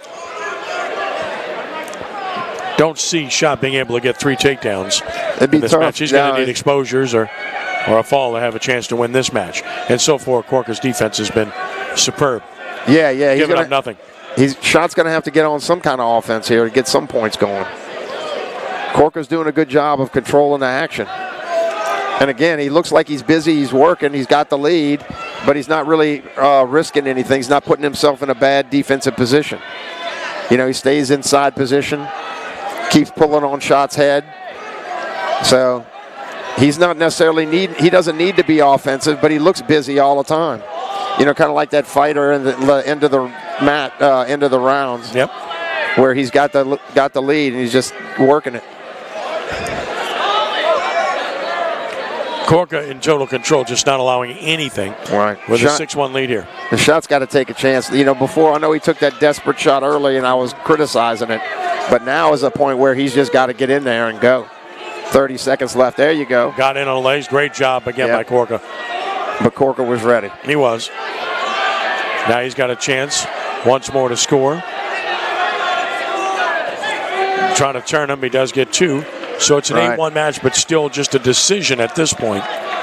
And the team score. Corker needs to let him go, try to take him down real fast. Well, he cut him, it looked like, but then he grabbed right back. Finally, they give a point. Got a shot. Now Corker's got to get a shot. 3 seconds, 2, 1. Clock's going to run out. So an 8-2 victory for Ryan Corker at 152 pounds. And Brother Martin continues to dominate at 26-4. Now we get to 160 pounds. Freshman Wyatt Meir, Jesuit at 7-5 on the year. And junior Samuel Riles of Brother Martin, very experienced at 29-17. Yeah, and you're getting to the point where it's going to be tough for Jesuit to come back and win this dual meet. If they don't get it, they're going to get a victory here, 1 or 2 in there. Well, they not only need victories, they need falls, points-wise, to have any shot. You are correct. And this is an experienced junior against a freshman, so the edge to Brother Martin here for Samuel Riles. Great. Hey, that was a great slide by right there. Wyatt Mears, tough young man for a freshman. Right. Low to the ground, he's strong. And you like those guys who are low to the ground. On the other hand, On the other hand, the opposing wrestler have a long reach. Yeah, those long reach, he gets to that ankle. There you go, he got to that ankle clearly. Now has a chance for the takedown, and he'll get it. Those long guys are hard to wrestle because they're so long. Anyway, they're hard to deal with. Now he's got legs in already. Riles up 2-0 and in control on top. Putting pressure on that shoulder once more. Trying to turn him. Yeah, I think he's going to get it. Oh, no, good fight on the bottom. Wyatt Meir in on the leg again, and Meir doing everything to get up. He's just... Right. Riles is tough. But you turn and face over the top, though, you kind of expose yourself to being taken back down. So Meir caught that leg coming in now. He did. So we'll see what he can do to get out here. Look at Riles using his leg. Using his leg completely. Every time it looks like Meir's got a chance, Riles gets riled up. Couldn't resist. Just trying to find the right verbiage to. That's true. Strong, tough, quick. Brother Martin wrestlers have looked the part tonight. Again, they're the best team in the state. There is no doubt about that. They've proven that at every level in-state competition this year. And they're certainly looking that part tonight. Absolutely. Because they're wrestling a really good team in Jesuit and just totally dominating the Blue Jays to this point. Still in on the leg, won't give it up. Right. Period's going to end at 2-0 in favor of Samuel Riles. And this is what we've seen in almost every one of these matches, where the Brother Martin wrestlers have totally controlled things, and yet the margin isn't very high, at least for a period and a half or so. Right. And it opens up. Right, and then, again, but the wear and tear ends up costing them there at the end. They get tired, and the points kind of accumulate there in the third round. But like you said, the Brother Martin thing, the getting riled up, that's true. Every time Jesuit put any pressure on a Brother Martin kid, the Brother Martin guy elevated his game, and was able to overcome it. So here again, they countered the stand-up, and he's back down flat. Which has been a familiar sight thus far this evening. Brother Martin wrestlers on top of Jesuit wrestlers. Just not allowing anything. Well,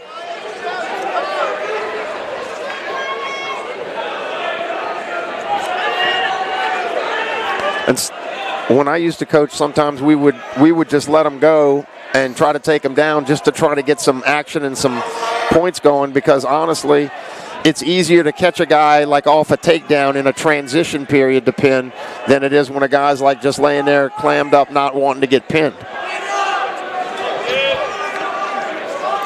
Again, this riding time has been so impressive for the Crusader wrestlers all night. Yeah. They just don't give it up. No, they definitely dominate. And again, that college style, but again, the match is 2-0 because it's a high school match and you don't get any points for it. Finally to his feet, but still can't break the hold. Again, you're talking about a junior against a freshman too. And there's something to be said about physical maturity and experience. Absolutely. Absolutely. And then, like you said, the experience. And again, Riles is long, which is, again, he's hard to deal with. Even you think you get away, but you're really not away because he's still got a hold of you. And the one win for Jesuit tonight was by a freshman, Bodie Harris, the opening match of the night. It was expected, and really things have gone according to form to this point. And still no falls in this duel as the second period is coming to a close.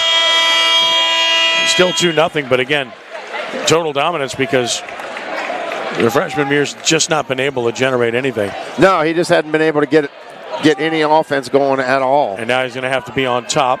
Right, which may be, that'll be the, we know he couldn't, he didn't score neutral, he didn't score bottom, so we'll see how he does on top and see maybe he can do something. Trying to get a cradle. Very quickly. Not giving up the leg here. Now he tries to operate, couldn't quite get it. Right, he tried to go for a cradle and almost gave up the escape, but was able to fight back down, that was really good on Wyatt there. Well, Wyatt Muir's strong for a freshman, there's no question about it. You see the physical nature of his But here's where that length, he's got the leg, but look, Riles just put his foot straight down because he's let so long. Gets the two. Yep. Well done by Samuel Riles, who has a 4-0 lead now. 1:15 to go. Well, he's got both legs in, so Muir's going to be all stretched out again. Oh, he'll be riding him out. I mean, he could ride him out the rest of the way at this point. He'd stalemate that. Warning once more for Riles. Again, not to be critical, but I'd prefer a stalemate because, it is an offensive move. At least give him, reset him and give him a chance. But that's not an incorrect call by the referee. No. I'm not trying to say that.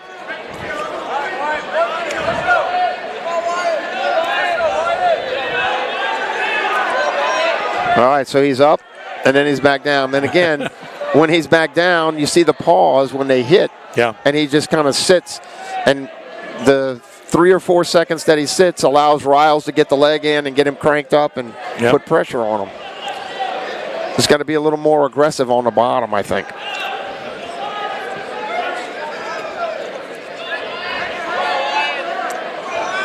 Which is easy for me to say sitting over here in a chair. Going to ride him out here. 20 seconds left, and just total control on top by Riles. He's been in control of the match throughout. He's going to pitch a shutout here. A 4-0 decision on the way for Brother Martin.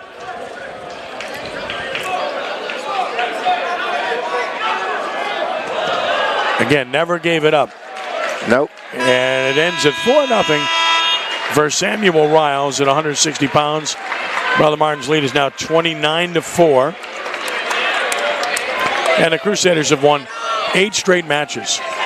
Quite a run here. Yep. And now you got one of the best. I was going to say, and then you got the Rocco Horvath coming. Who's just superb for Brother Martin. Number 1 in the state, second in the state at 160 pounds a year ago.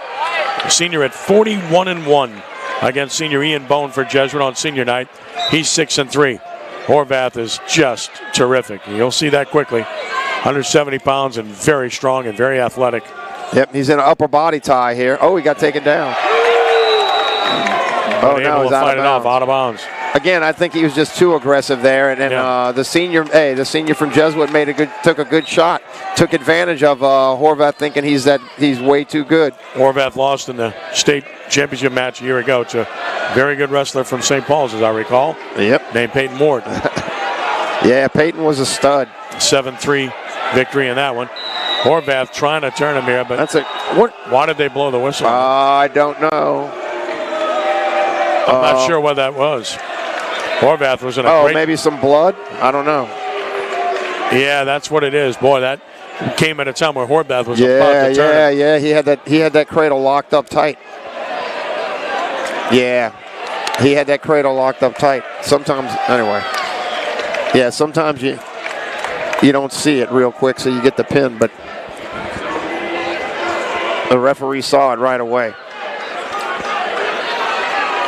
Last year was, by all accounts, a disappointing state meet for Brother Martin as they finished 4th. They're not accustomed to doing that, as East Ascension actually finished 3rd last year, and the state Holy Cross was 2nd behind St. Paul. Yeah, it was a great year for St. Paul's, a fantastic tournament, but equally as disappointing for Brother Martin, who uncharacteristically underperformed, I thought, last year in the state meet, which is very unusual for them. Usually that they peak, and they do a great job of that every year. St. Paul won decisively last year with 291 points. Holy Cross at 240. East Ascension was third at 217.5, and Brother Martin at 215.5.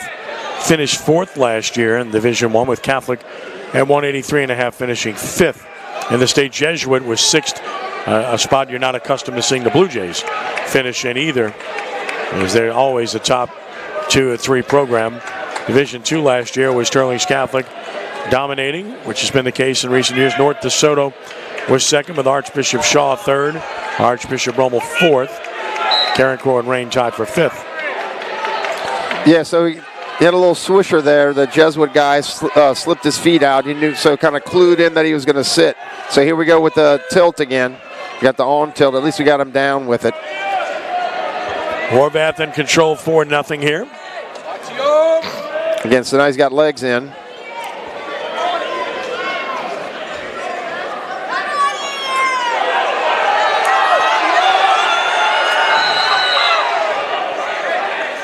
It wasn't that bad, but yeah. So it's interesting to see Brother Martin. See how he's got the little swisher. He's going to be sitting, kind of cluing the top guy as to which way he's going.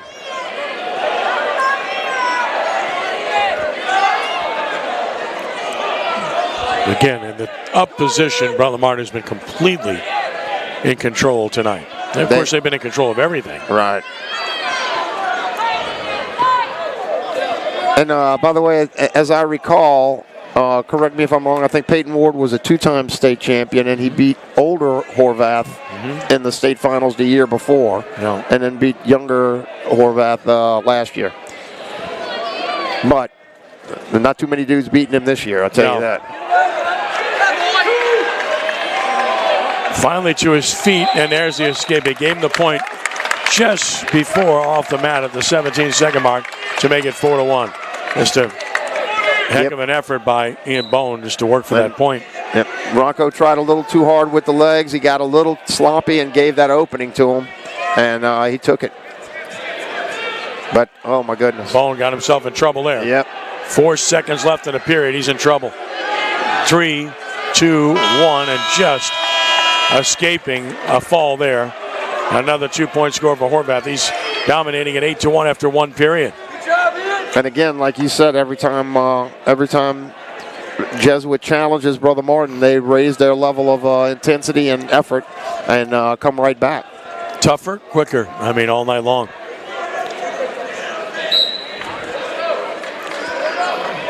So we'll see what they do on the bottom here.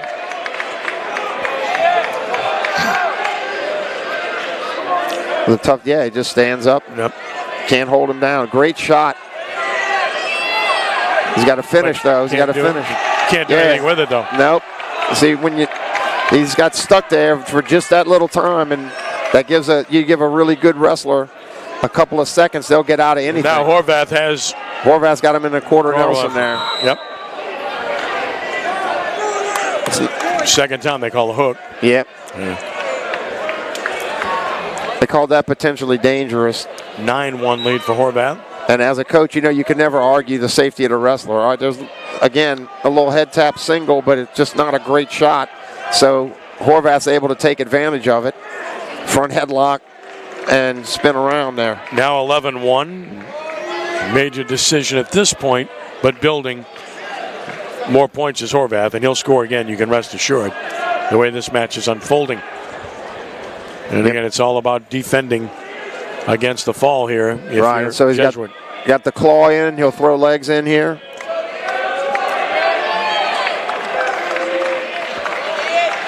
And again, when I was coaching, we stayed on our feet a little more, just to try to keep that point scoring roll going. Once we got a few scores, if we could score neutral, that's what we did. Simply because there's really, you're just not scoring points top. Though, again, you see the advantage of wrestling top. You control and dominate. And to his feet. Escape makes it 11-2. His bone continues to compete. And you love seeing that when you're kind of overmatched and you see a young man fighting and competing. Right, and I think Horvath just tried something, and when it didn't work, he just let him go because he knows he's going to be able to get a takedown again. And there it is. Right now, almost. Right. Period expired. And then, again, the conventional wisdom is always it's easier to pin a guy right off the takedown or out of that transition than once he's set and down flat, just stopping the near fall.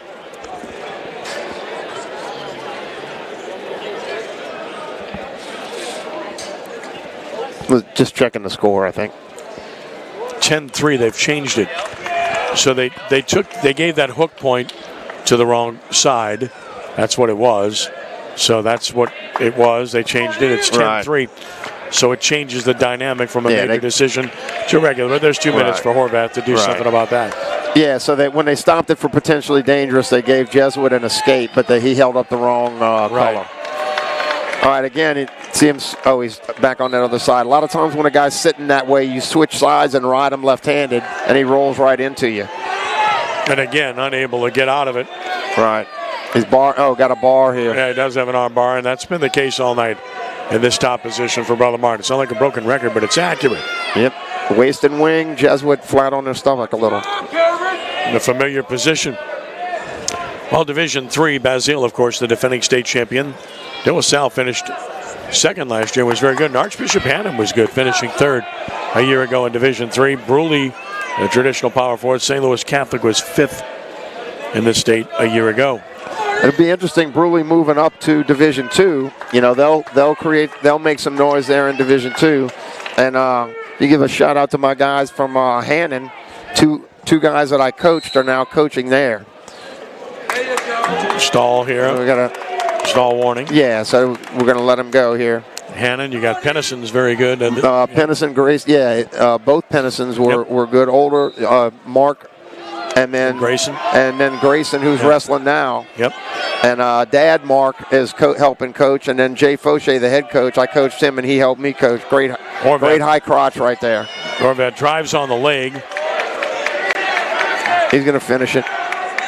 Unless he's off the mat, trying to keep him on the mat. I think you got to give him 2 there. There. I think you got to give him 2. So there's your 8. So now you can ride him out. Come on, Andy's tired, son. Now you can just ride him out. Because it'd be tough to get to 15. So, they're going to try. They're going to try to do it. Try to get it. Give up try to score some more points. So make it 12-5. Confident they can get another takedown as Brother Martin, at least. The only reason you do this with 35 seconds left. And again, showing his heart right here by diving in and being aggressive, not just trying to avoid wrestling. That's Bone. He's fought throughout. Much credit. But giving up that point makes it a regular decision at this point. Right, and so he's just going to dive in and hang on. And it's not that the team score or the team outcome is in doubt here. It's pretty obvious Brother Martin is on its way in this dual meet. Right, but still that you wrestle for those situations. You got to do, because there's going to be situations where you need that point. You got 15 seconds and you need a point, and you got to go get it. Fought him there. Well, I think that the difference between a dual meet and a tournament is it's all about points, and these are the point situations you look at in those events. You save a point, you save 2 points, it's going to make a difference in a team score. Absolutely, absolutely. And the beauty of wrestling is, like, everybody goes to the state meet, so there's really no power rankings and that kind of thing. So all of these matches can be practiced. You know, you can use them to train and get better in preparation for the state meet. 12-5 win for Rocco Horvath. Brother Martin is up 32-4 on Jesuit now. They've won 9 straight matches. And that might end here because Jesuit would seem to have a slight edge in this match. Christopher Sully for Brother Martin, a good senior at 27 at 15. Jesuit's got a senior in Wynn McConnell, who's at 27-6 and number 4 in the state. So on paper, slight edge to McConnell, but it should be a good match. Jesuit's strength is in the upper divisions. It's in the 2 lower divisions, the 106, 113, and then in the upper divisions at 182, 220, 285. So we're underway. McConnell against Sully. Right. And right away scores. Yeah, you saw McConnell came out aggressive right after him. You know, sometimes that makes a difference. Before the other guy's expecting to get warmed up, all right, he's working a cradle. He's already into a cradle here. Trying to do something with it. Well, he lost it. Yeah, lost it right there. A 2-0 lead for Wynn McConnell. Well, good stand-up. Christopher Sully, good job to get out of it, 2-1. Then again, you just leave a little opening, you take the pressure off for 1 second, and Sully's up and out, you know? McConnell, the taller of the 2. Shot the leg here. Yep. Now he needs to sweep the other leg. He does. He's right to a bar. Yeah, that was a nice little combo. He pushed him one way. When the kid circled back, he stepped right into that shot. A 4-1 lead for Wynn McConnell.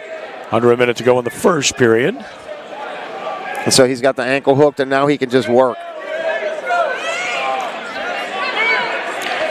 As we salute our friends at Ochsner Sports Medicine Institute, the preeminent sports institute of Louisiana, and one of the tops in the nation is Ochsner.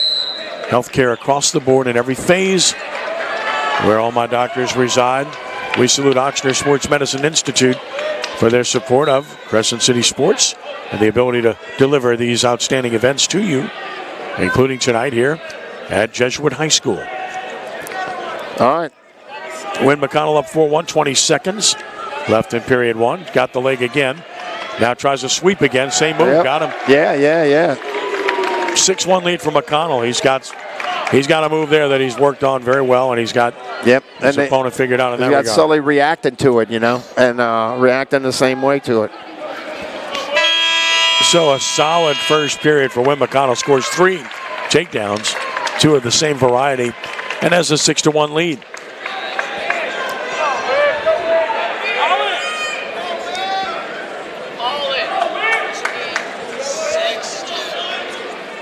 Not sure who's going at 195 for Jesuit in the next match. We'll have to check that. Right.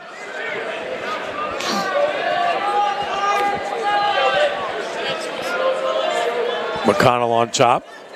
Well, now, our intelligence student section next to us pointed out that it should have been 6-2. Yeah, they fixed it. Yeah, they know their stuff over here. They do. At the Jesuit, they know their wrestler.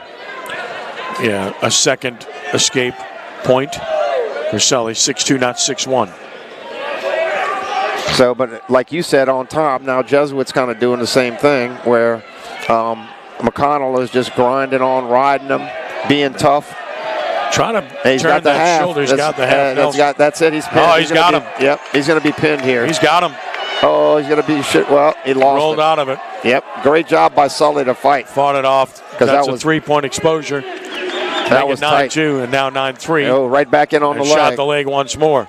Again, he took 1 second to fix his headgear, and it was too late. Got out of it.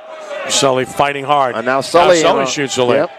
Again. And gets a takedown. McConnell took a, again, you can't let up for even 1 second on these guys because they'll get you. 9-5 McConnell.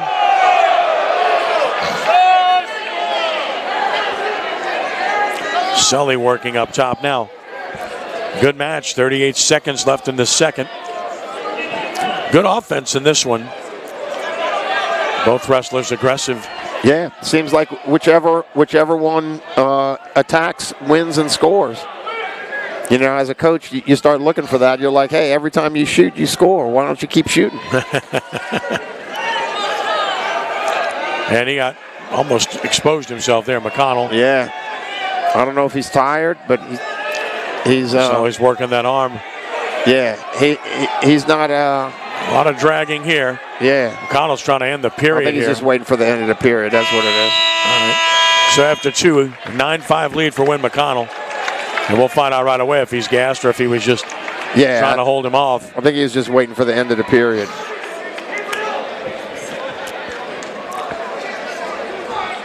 So McConnell's choosing neutral here. He is. Wants to wrestle. Gus feels that's his best spot. And he has an advantage. Again, yeah.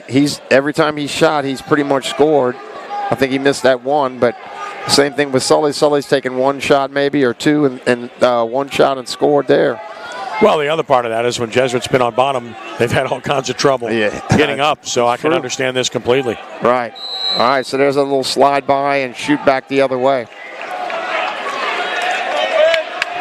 1:40 to go in this match. 9-5 McConnell of Jesuit leading Sully of Brother Martin.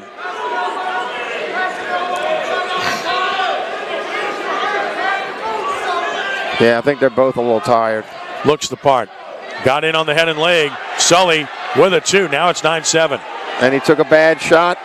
Sully looks a little fresher. Sully, yeah. Well, again, you give him an advantage. Even when you're exhausted, when you give him an advantage. Now he's working a leg and try to turn him. He got out of that cradle. He did. McConnell escaped the cradle. Now he's got to try to get to his feet. McConnell There's no way you're going to kill off 1 minute 9 seconds, and now they've already given him a stall. Hit him for stalling. It's a 2-point match, so even if you give up a point, you got to let him go. Here.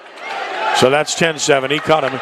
Sully feels like he's fresher, and he looks the part. McConnell's got to be strong the rest of the way. But down 2, you got to get 2 scores. You got to go. Correct. You got to go like right there where he jumped up. You got to go get him. He needs an exposure or a takedown, and then to work off of that. Yep. Or 40 seconds. And McConnell's got to do something. Yep. He's going to get hit for stalling. And there it is. There it is. So now one takedown will tie it. Yeah. Well, Sully's clearly fresher. Right. It's 10-8. He's got the momentum, and McConnell's obviously hanging on for the victory. He's tired. He's trying to hold on, and he's going to have a hard time doing it. Yep, and that's another stalling call.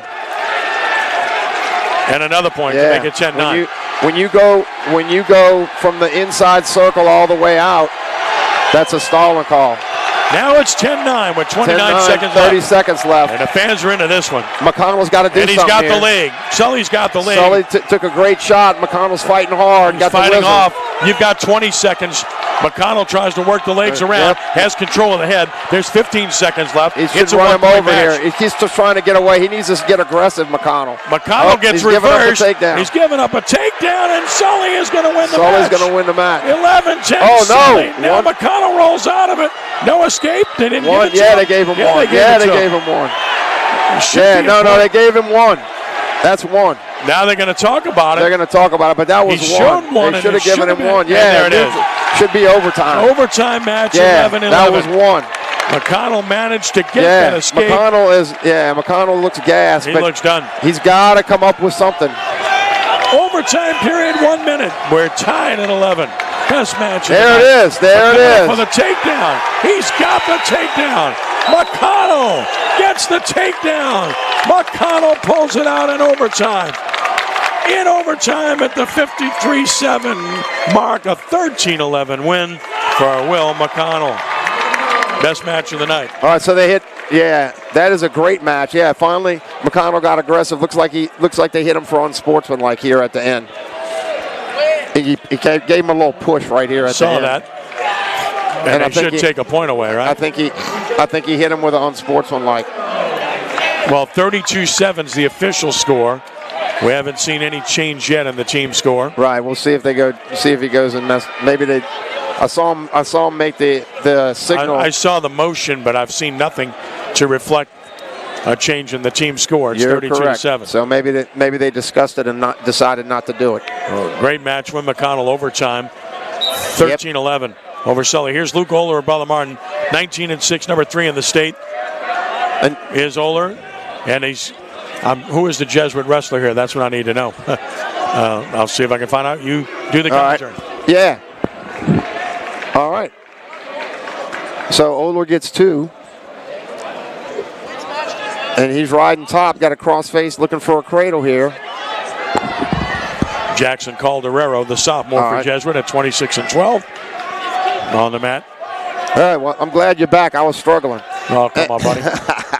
All right, ladies. Oler's got him in a cradle already. Yeah. Oler in control. Beat him earlier this season, and he's got a chance. We haven't seen a fall yet tonight. We might see one here. We might see one. Luke Oler, great chance here to get the pin. There it is. Sure looked like he had it. Boy, he let him out. Yep. 3 points. Oler in total control at 5-0 here. Oh, he's got the cradle again. Once more. He's got it back. And he's got time. He's got a minute, so he'll get it again. He'll get it this time. Get over there and check him. Sorry, I'm acting like a coach yelling at the ref. He sure looks like he's got him now. Yeah, he's pinned. He is pinned. The dude is pinned. I don't understand. There it is. So the ref just couldn't see it, 1:22 is the time. And Luke Oler with the first fall of the night gets 6 points for Brother Martin. It makes it 38-7. 2 matches left, and now Jesuits' best wrestlers will be on the mat. Yep. This will be Julian Tapia for Brother Martin at 28, a good senior, against Dennis Doherty for Jesuit. 9-2 as a senior, number 2 in the state. And he beat Tapia at the Louisiana Classic recently.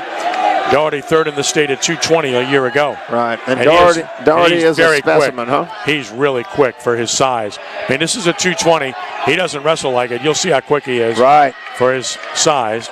And Tapia is a good wrestler. Tapia is a scrappy guy. Uh-oh. On his back. Doherty's got him right away.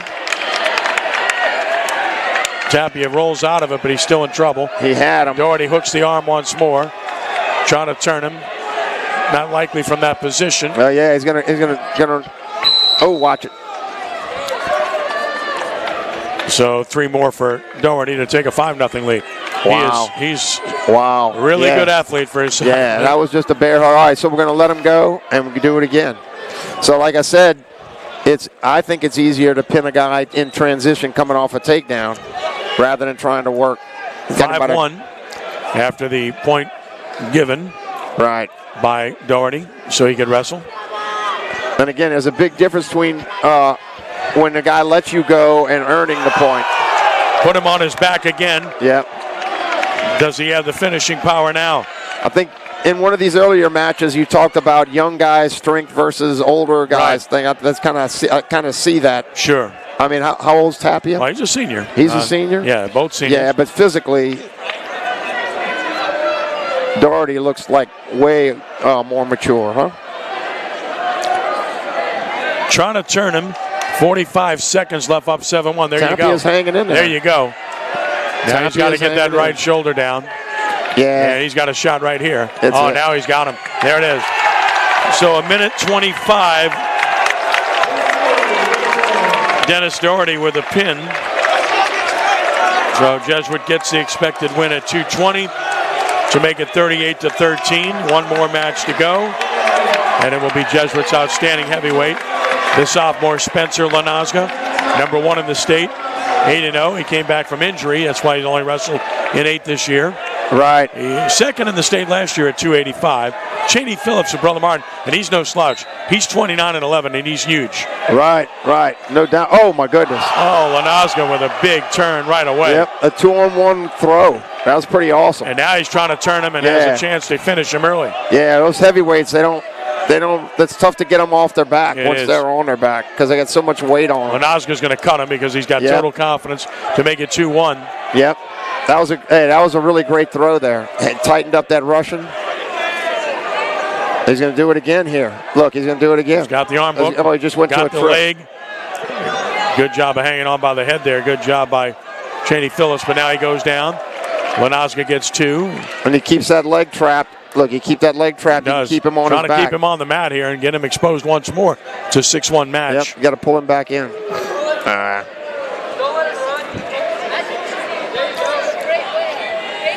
He's going to run him over here. He's trying to get an underhook and try to run him over. And we'll let him up for the escape to make it 6-2.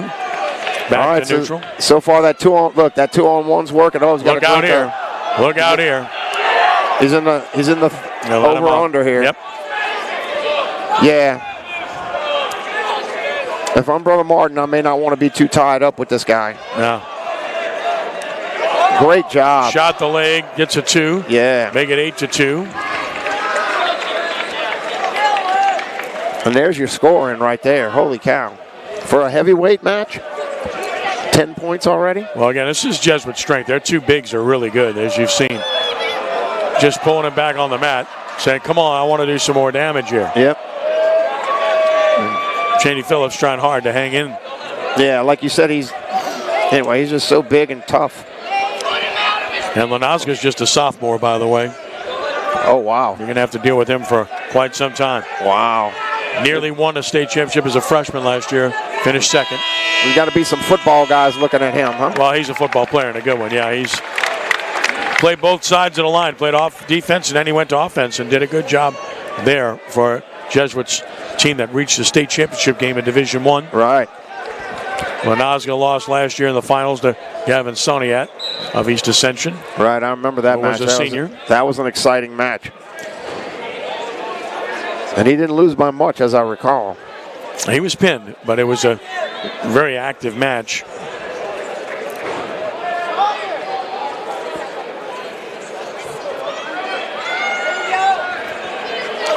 Lanazna on top. Again, when you get this weight on you in this division, it's hard to rise. Yep.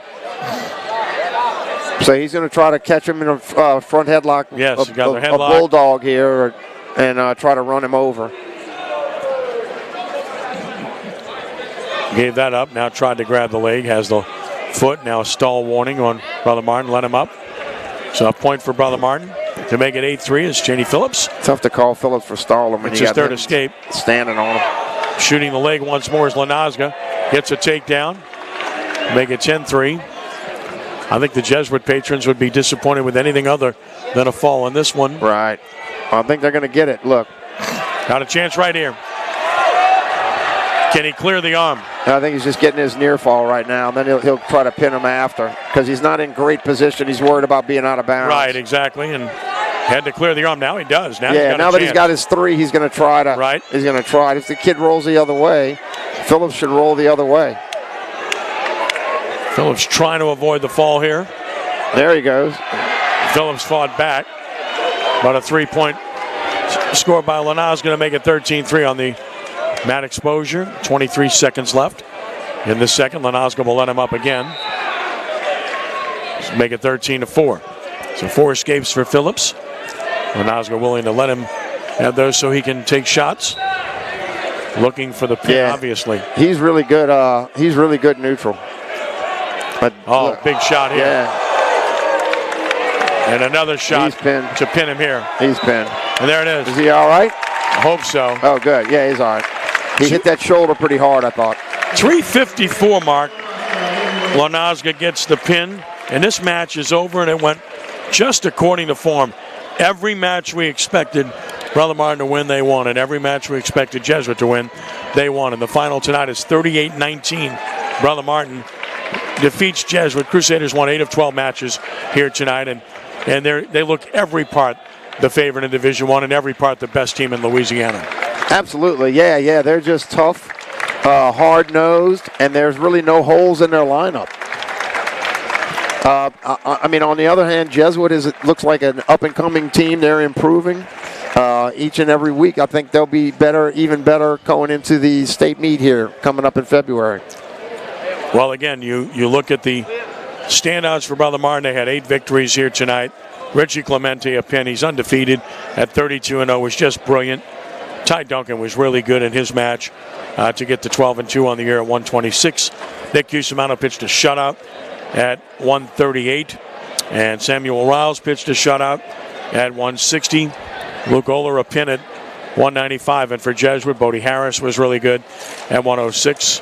The 2 pins, Dennis Doherty, Spencer Lanazna at 220 and 285. And then Wynn McConnell with that thrilling overtime match, best match of the night. Yeah, that was a good match. 13-11 victory over Christopher Sully. The other really good match that we saw tonight was Kemp Durant at 145 over Jackson Ballet at 6'4". Was a really good match as well.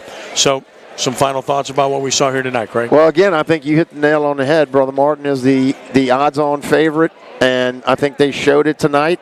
Their depth, and when I say depth from the lineup from 106 to heavyweight, they have solid wrestlers that can place in the tournament, and that's really what it counts. I mean, dual meets are one thing, but the state meet is a tournament where every kid's got to contribute.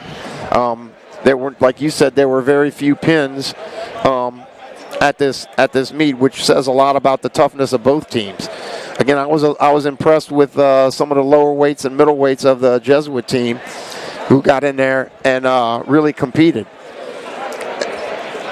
Just a solid performance by Brother Martin. And now that sets up the district meet coming up, which will take place this coming Saturday at Archbishop Rummel. We'll be there. You and I will have the call of all the schools in the so-called Catholic League, and we look forward to that.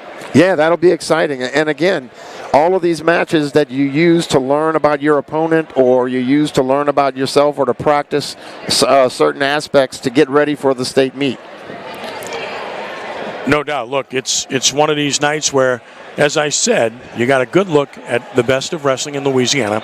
2 of the best programs, certainly the best team, and the other that's clearly a top 3 to 5 team in the state in any class in Jesuit. And just because Brother Martin won this meet solidly, don't discount Jesuit of the state meet. They're going to be a factor. They could very well be the second best team. And again, Coach Aurelian thinks that they're better in a tournament setting points-wise than they are in a dual meet. And where Brother Martin's concerned, Andrew Nicola's got a great team. He's done an outstanding job of building back after what was an incredibly disappointing season for them last year. Yes. So they're not accustomed to that, and they're not sitting still for that. And you see the results of how hard they've worked to get back to this stage this year. Absolutely. And can we just give a tip of the hat to both sets of fans, students, and all that, because it was fantastic, sportsmanlike, positive for a heated rivalry. There's nothing negative. We were sitting by the student section there, and a ton of positive and respect on both sides. Well, so I mean, this is what high school wrestling in Louisiana should be. I wish we could get more dual meets like this. Couldn't agree more. Of course, I talked to those guys beforehand. I said, "You guys are going to be well behaved," and they laughed at me. It's all good. So, but no, these are 2 outstanding institutions, well run, really good administrations, and Father Brown, Mr. Kernian, a Jesuit, and of course Mr. Rando and Mr. Gallagher and Brother Martin, just really good people who do an excellent job with their respective institutions who are so highly respected in our community. So a victory for Brother Martin here tonight, 38-19 over Jesuit. You can watch the replay as many times as you like here at CrescentCitySports.com. And, of course, coming up on Saturday morning, the finals will start about 12:05, 12:10 from Archbishop Rummel. Craig will join me for that, as we'll see John Curtis, Archbishop Shaw, Holy Cross, Archbishop Rummel, Jesuit, Brother Martin, all competing, and we look forward to showing you some of the best there. Craig, we'll see you then. All right, look forward to seeing you then Saturday. Hey, thanks for everything. My pleasure. Great to have you, and we want to thank our good friends here tonight, Matthew Beal, for doing a great job. Matthew, thank you for being with us tonight, and also our friend right next to me, Matt Merritt, who does a great job for us all the time. So thank you, Matt and Matthew. Again, our final, Brother Martin 38 and Jesuit 19. For Craig Kettleson, Ken Trahan from Jesuit High School saying thanks for joining us and be a good sport. God bless you one and all. We are rounding third and heading home. So long.